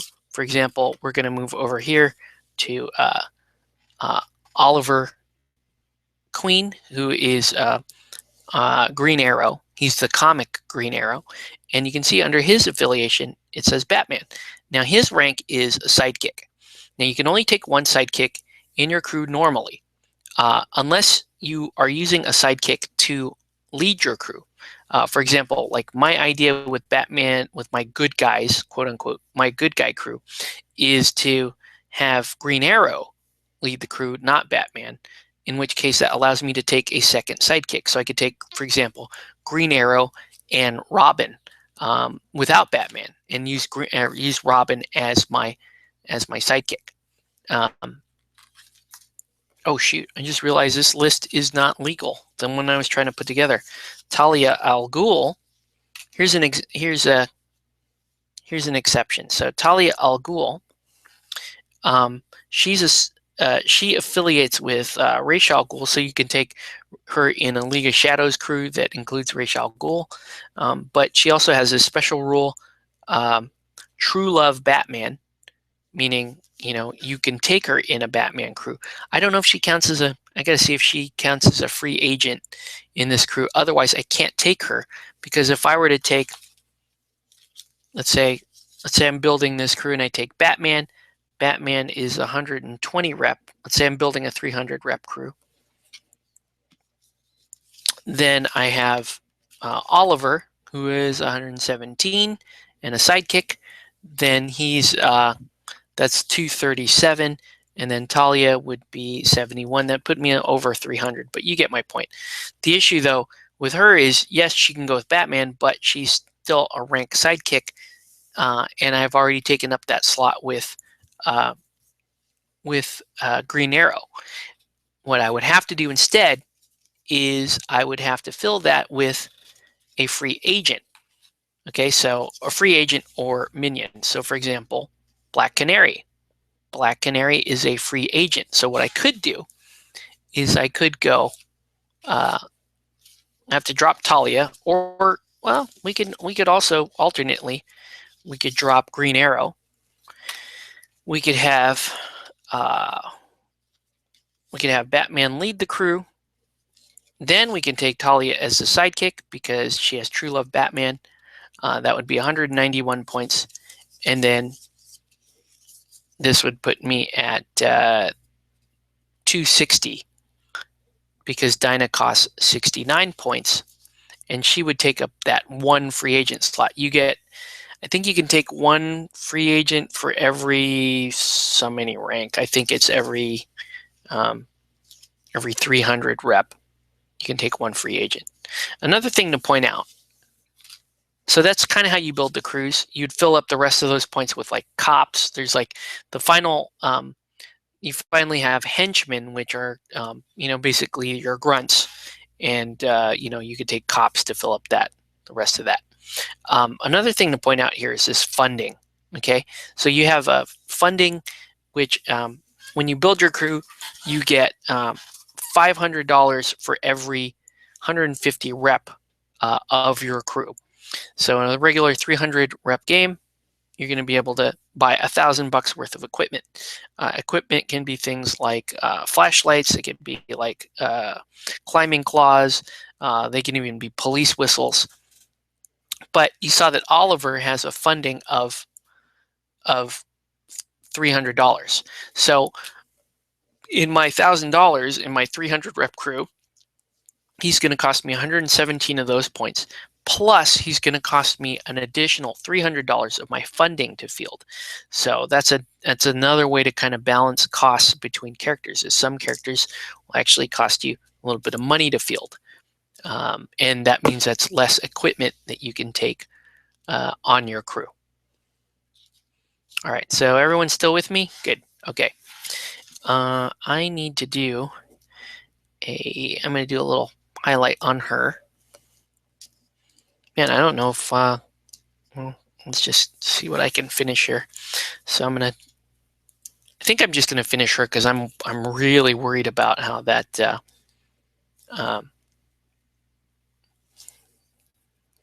super glued foot there is gonna hang. I think my Batwoman is got a club foot.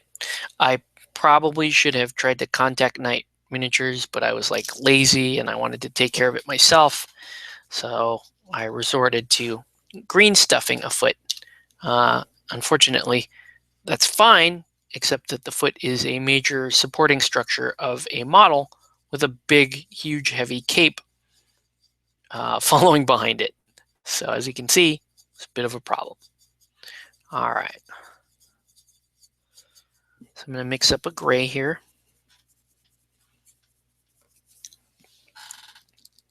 Actually, I want to almost like I want a really, really light gray. Because I'm just going to do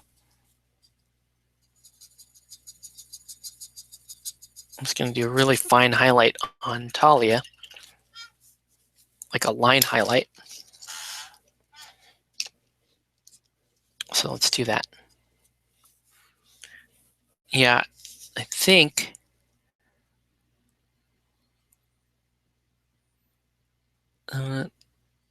highlight the edge of her blade.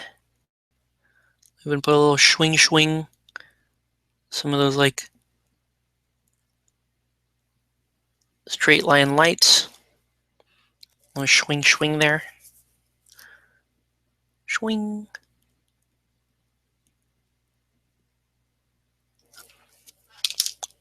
I'm going to take this and blend it out. Take a damp brush. Blend that out.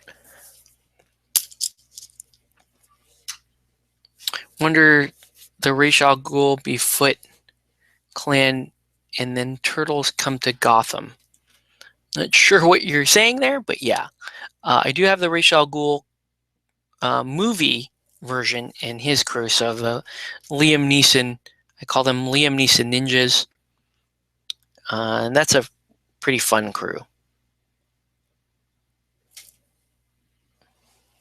But that's what I think that's like one of the first thing that happens when people get into the Batman miniatures game. It's like, oh, I know about this character and this character.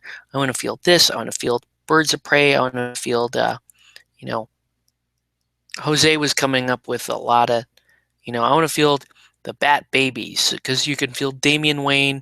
So it's like I'll field Damian Wayne, and then if they had the different the other alternate universe Huntress, that's actually Batman's daughter in the alternate universe. He was like, yeah, I can take her too, and that would be the whole shtick there.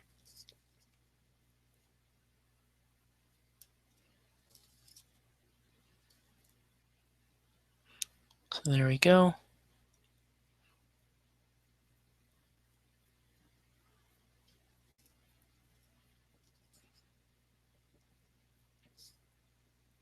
Okay.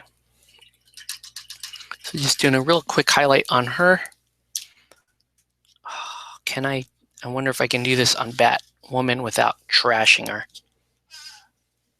Please don't move. Oh, the other thing I gotta do.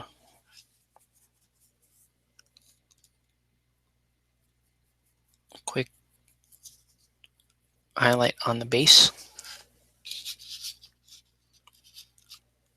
All right, let's see if I can get away with this on Batwoman. Where's that tiny little brush? What do I do with that? Oh, I just had it. Here it is. Okay.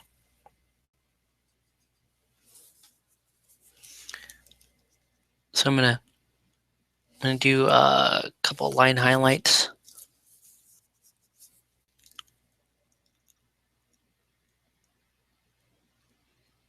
That's pretty sharp. I have to feather that out.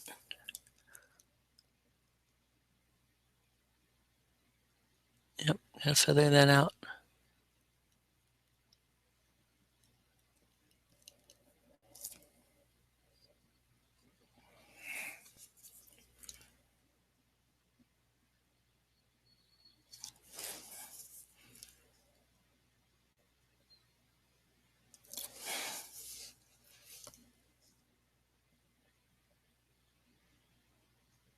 Like I said, I am aiming for kind of a bluish tint on her.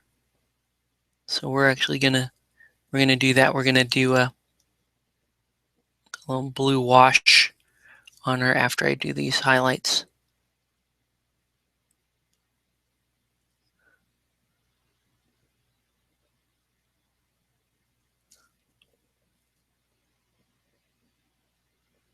The thing is, I need to do some line highlighting on the red too, so as you can see, not doing anything terribly special, just picking out some raised edges.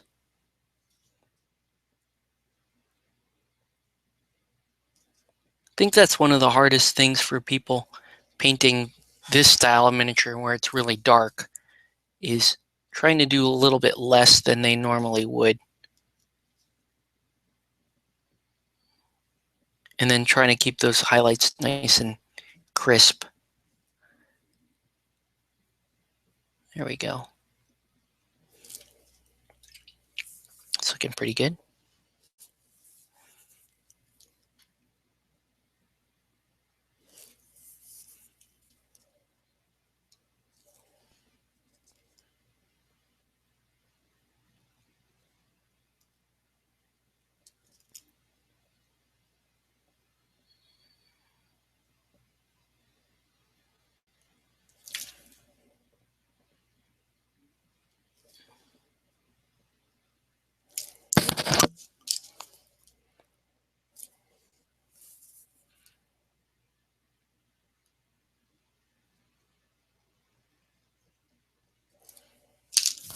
So if anything gets too sharp, just blend it out with the damp brush. So see how sharp that line is right there that I just put on.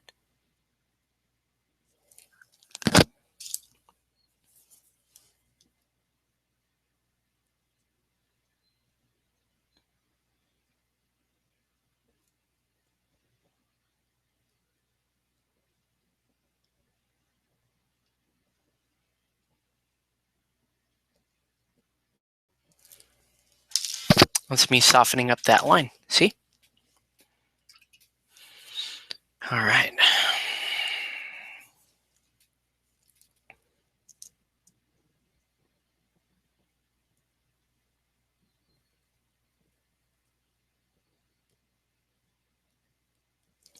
Okay.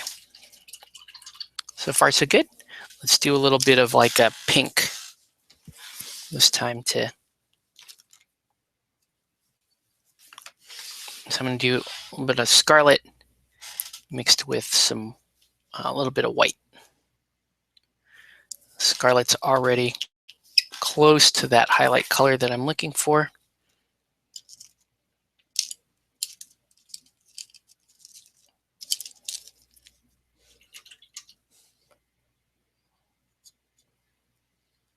So I'm going to mix that white in there.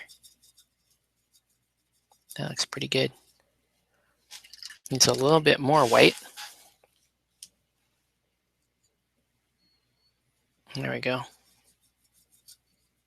There.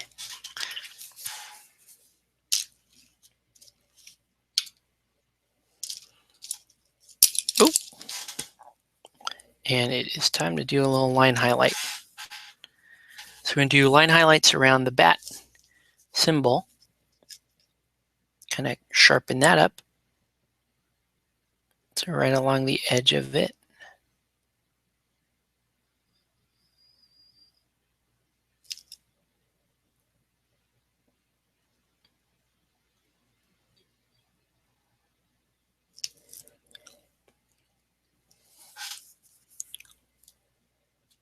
And the edge of the gloves.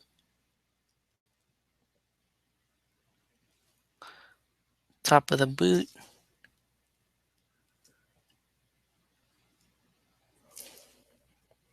Top of the, like her little belt area.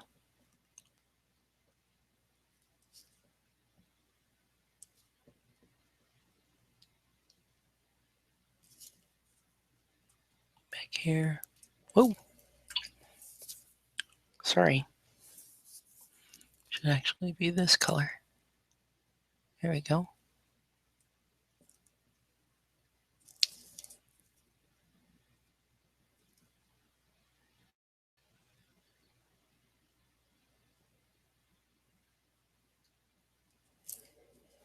There we go.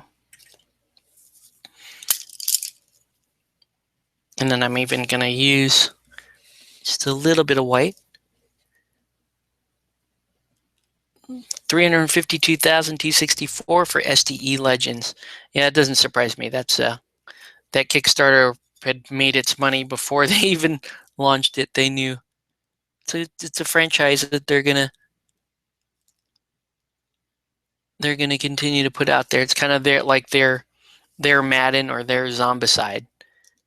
You know, I will probably end up backing it because that will mean that I get to continue my collection of Super Dungeon Explorer, and I'll have almost everything at that point. So probably will get it. All right, so now let's just do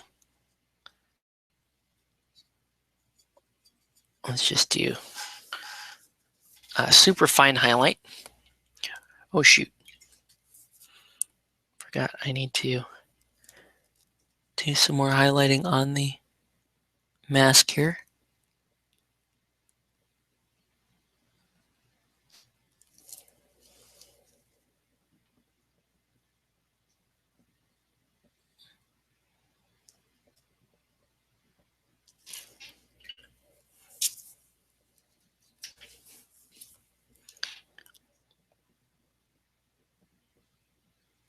Did you Did you back it, Tori?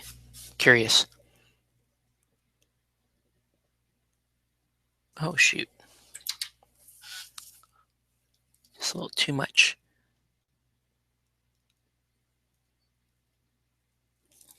So I'm going to have to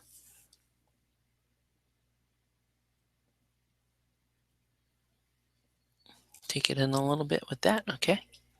There you go.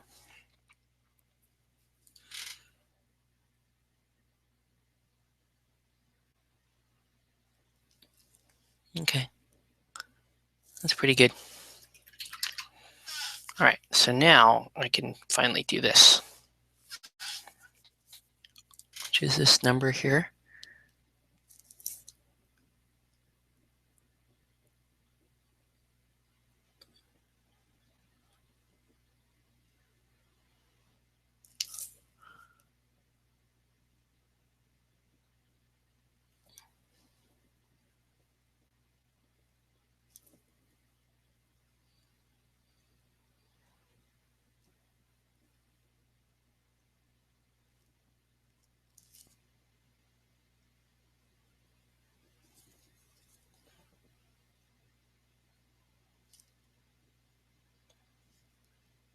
All right. And finally on the battering. Oh, you didn't back it. Okay. Hey, your prerogative. It's no worries. Someone in our group will get it, and it will probably be me anyway, so it's not a big deal.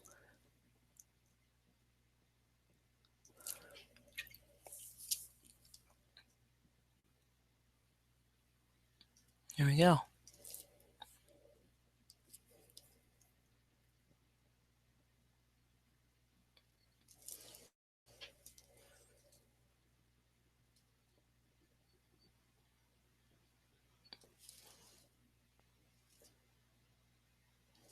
Okay. There. Looking pretty good now.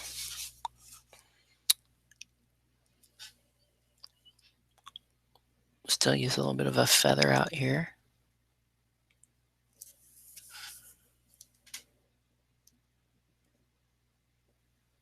And still does need another layer of that black gray. So I'm going to put down a little bit more black gray on her. Just a couple of spots that need help.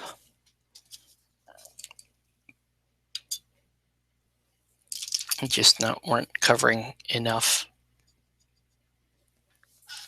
Otherwise, looking pretty good. So just here, kind of the center of the thighs. And out here.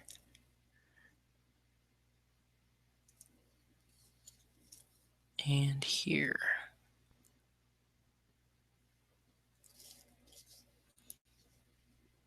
Yeah, looking pretty good. Also right there.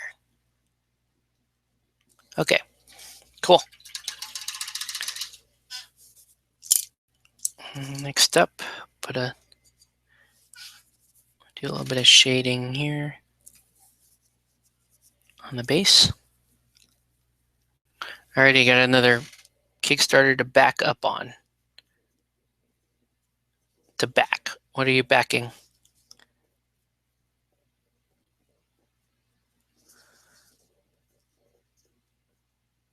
All right. Okay, cool. Let's put a little shade in her hair. And then we're going to shade the black with a blue ink, actually. Should look really interesting, because I want a blue tinge on there. So I'm gonna let that dry. And yeah, let's do our blue. Let's do a blue ink. And I want to specifically use Vallejo blue ink because it's a little bit darker. I don't want to I don't want to oversaturate this. So a little bit of Vallejo blue ink. I'll mix that with some glaze medium. And then finally we'll mix that with a little bit of water. And then I can run that over most of this model here.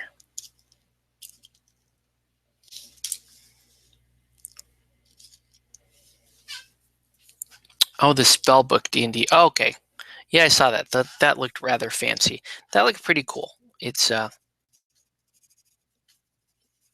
quite what I need, but I understand as a D&D player, it's a pretty fancy item for you to be sporting. So I do not fault you one bit for wanting to back that. Okay, so here we go. Putting this blue glaze down. So she's going to have a little bit of a blue tinge to her, which I think is cool.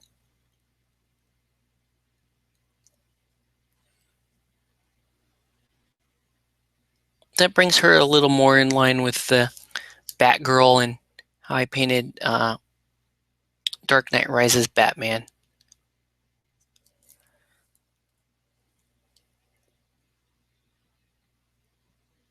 So yeah, she's going to look, you're going to be able to see that blue, just a little bit of a blue tinge. It's absolutely perfect. That's exactly what I wanted. So not really a black, more of a blue, a little bit more of a blue model. If I like it enough, I can do this to Talia too.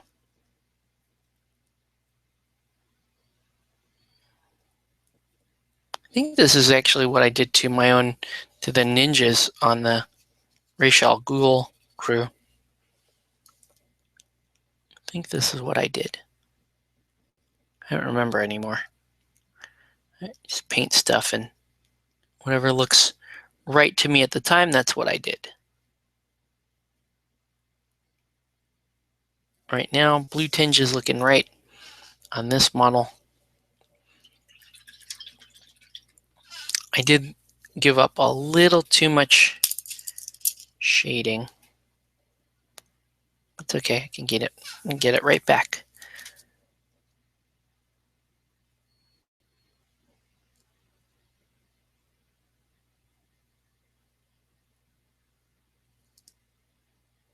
There we go. So you can just get it right back.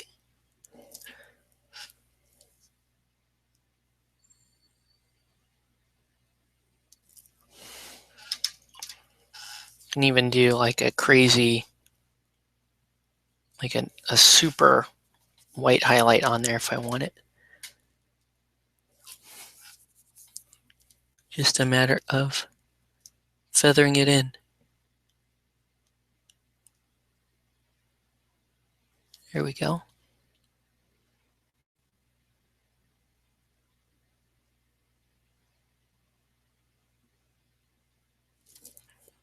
Cool.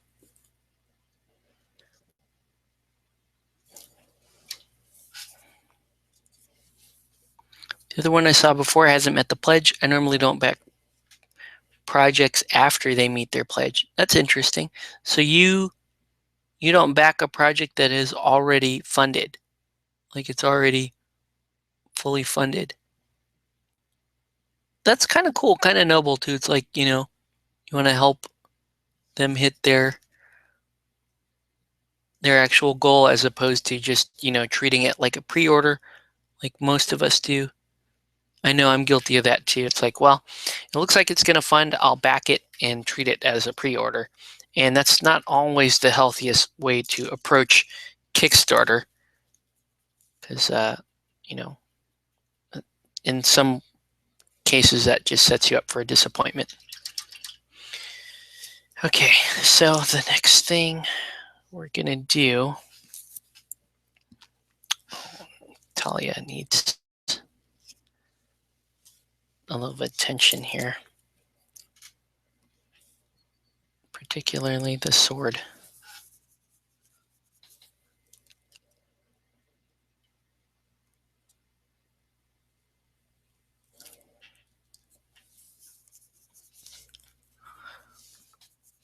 All right.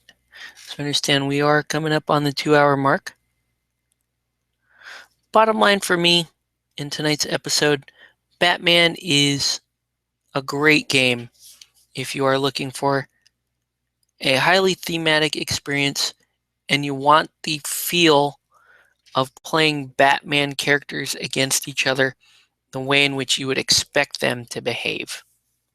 It's not a great game if you're looking for that, tight, streamlined wargaming experience that a lot of more modern war games give you. This really is a game that's chasing style and aesthetics before all else. So just bear that in mind, and you won't be disappointed because it really is a fun game. It's got a lot of depth and there's a lot of places that I want to explore in this game now that I feel like I understand it a lot better now.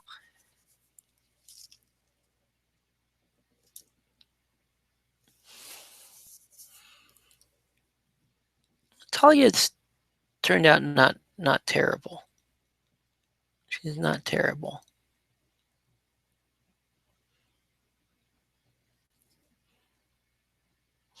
Lots of little intricate detail on her.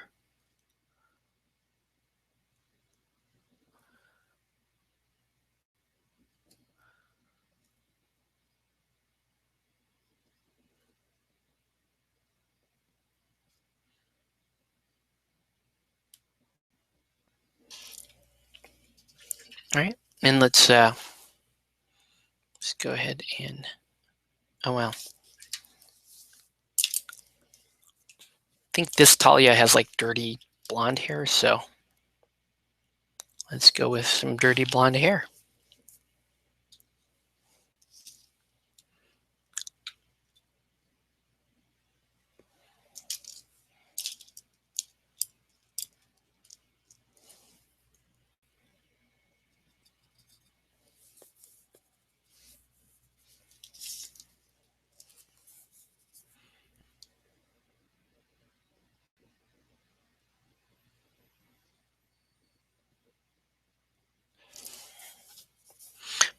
I myself am looking forward to playing more Batman as the weeks continue. Absolutely painting more Batman because the models, the models are getting better and better.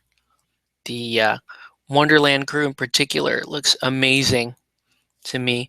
I also really like the comic book Talia. So I'm going to try to paint through everything that I currently have. I may sell some of it and then try to get some cash together to buy Talia and the Wonderland crew because those are models that I absolutely would love to paint. And Talia I can actually use, so. I mean, I was to the point of I was just going to use my Cordelia model instead of this model for Talia. But just because this model did not impress me. Now that I'm painting it, it's not as bad, but I'm still underwhelmed by it.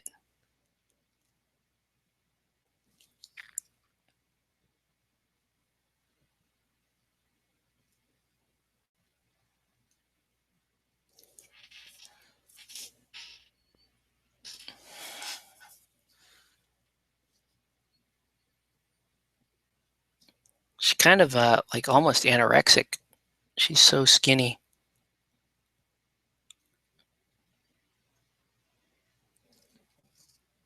Somebody was saying they felt like they just took a smaller model and just stretched it to get this model. It does look like a stretched model.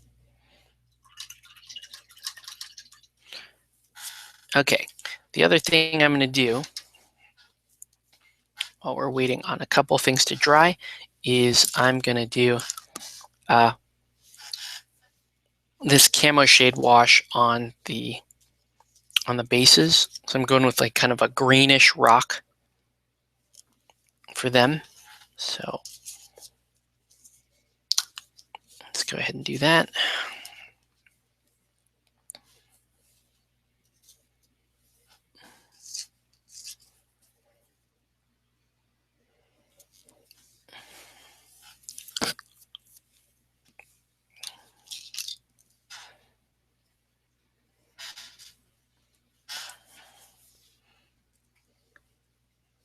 All right.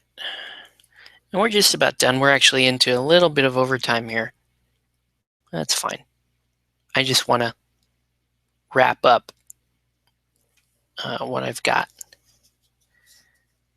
And there's just a couple minor things that need to be done at this point. I could wash her in a black and make her a little darker looking, but I think I'm pretty happy where that landed. Batwoman's still looking a little plain. It's okay. Oh shoot. Might have just ruined my Winsor Newton.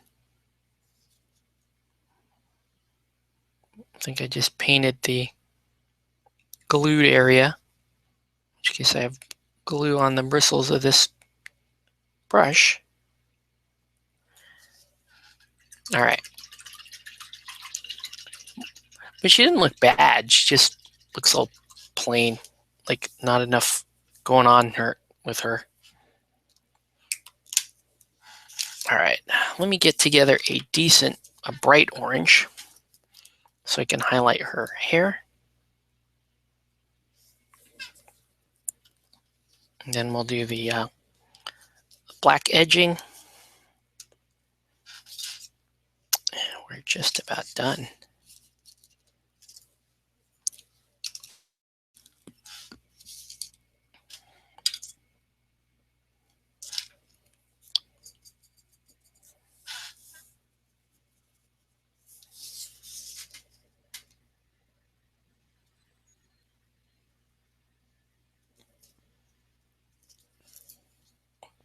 I really can't get that to highlight how I want it to. Bummer. There we go.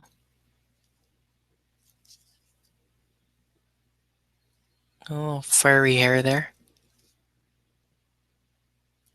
There we go. All right. And let's drop a little bit of wash in Talia's hair. She's good to go, though. I mean, this is what we're looking at. Dirty blonde hair.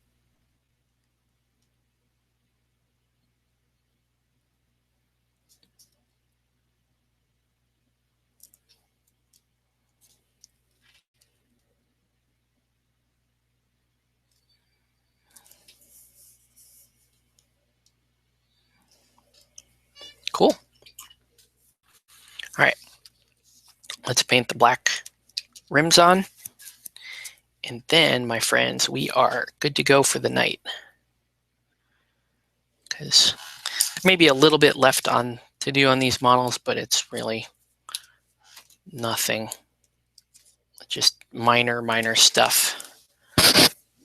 So let's cut all the way back down to black.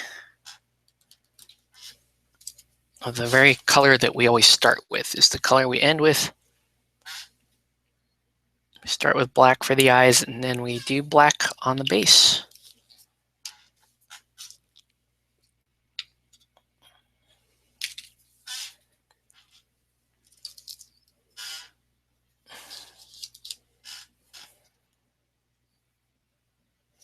All right, put that GW brush away.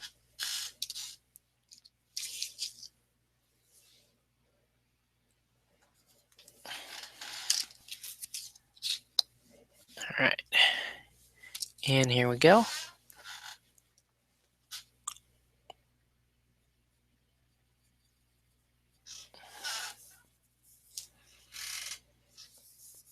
Wow.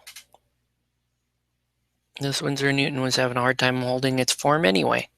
So I guess it's not the end of the world if this one were to go bad. So size 3 brush. I use size 3s sometimes. If they can hold a fine point, they're actually quite nice because you don't have to, your paint stays nice and wet and you don't have to reload so often. Because reloading is what actually, can prevent you from getting a smooth finish. So anyways, here's Batwoman. See if I can actually get this to you. There we go. Ah, just had her. Anyways, that's Batwoman. We'll let her dry. And let me do Talia. Talia actually turned out okay. Once again, not my favorite sculpt in the Batman line, not by a long shot. Probably my least favorite sculpt in the Batman line. But she looks okay. And with the League of Shadows starter, that's 300 points with her and that starter.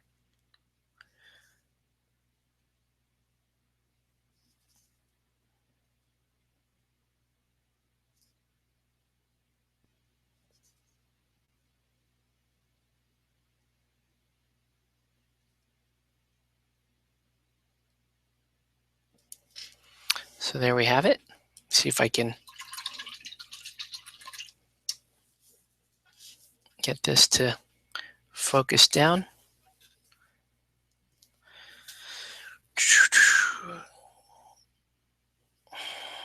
All right. Forgot I was actually working on Iron Man 2 a little bit tonight. Anyway, here's Talia al Ghul. I think she turned out okay. Her shoulder's sitting up a little high. I don't really know what to do about that. But that's her. Detail on the face isn't great, but that's what we got.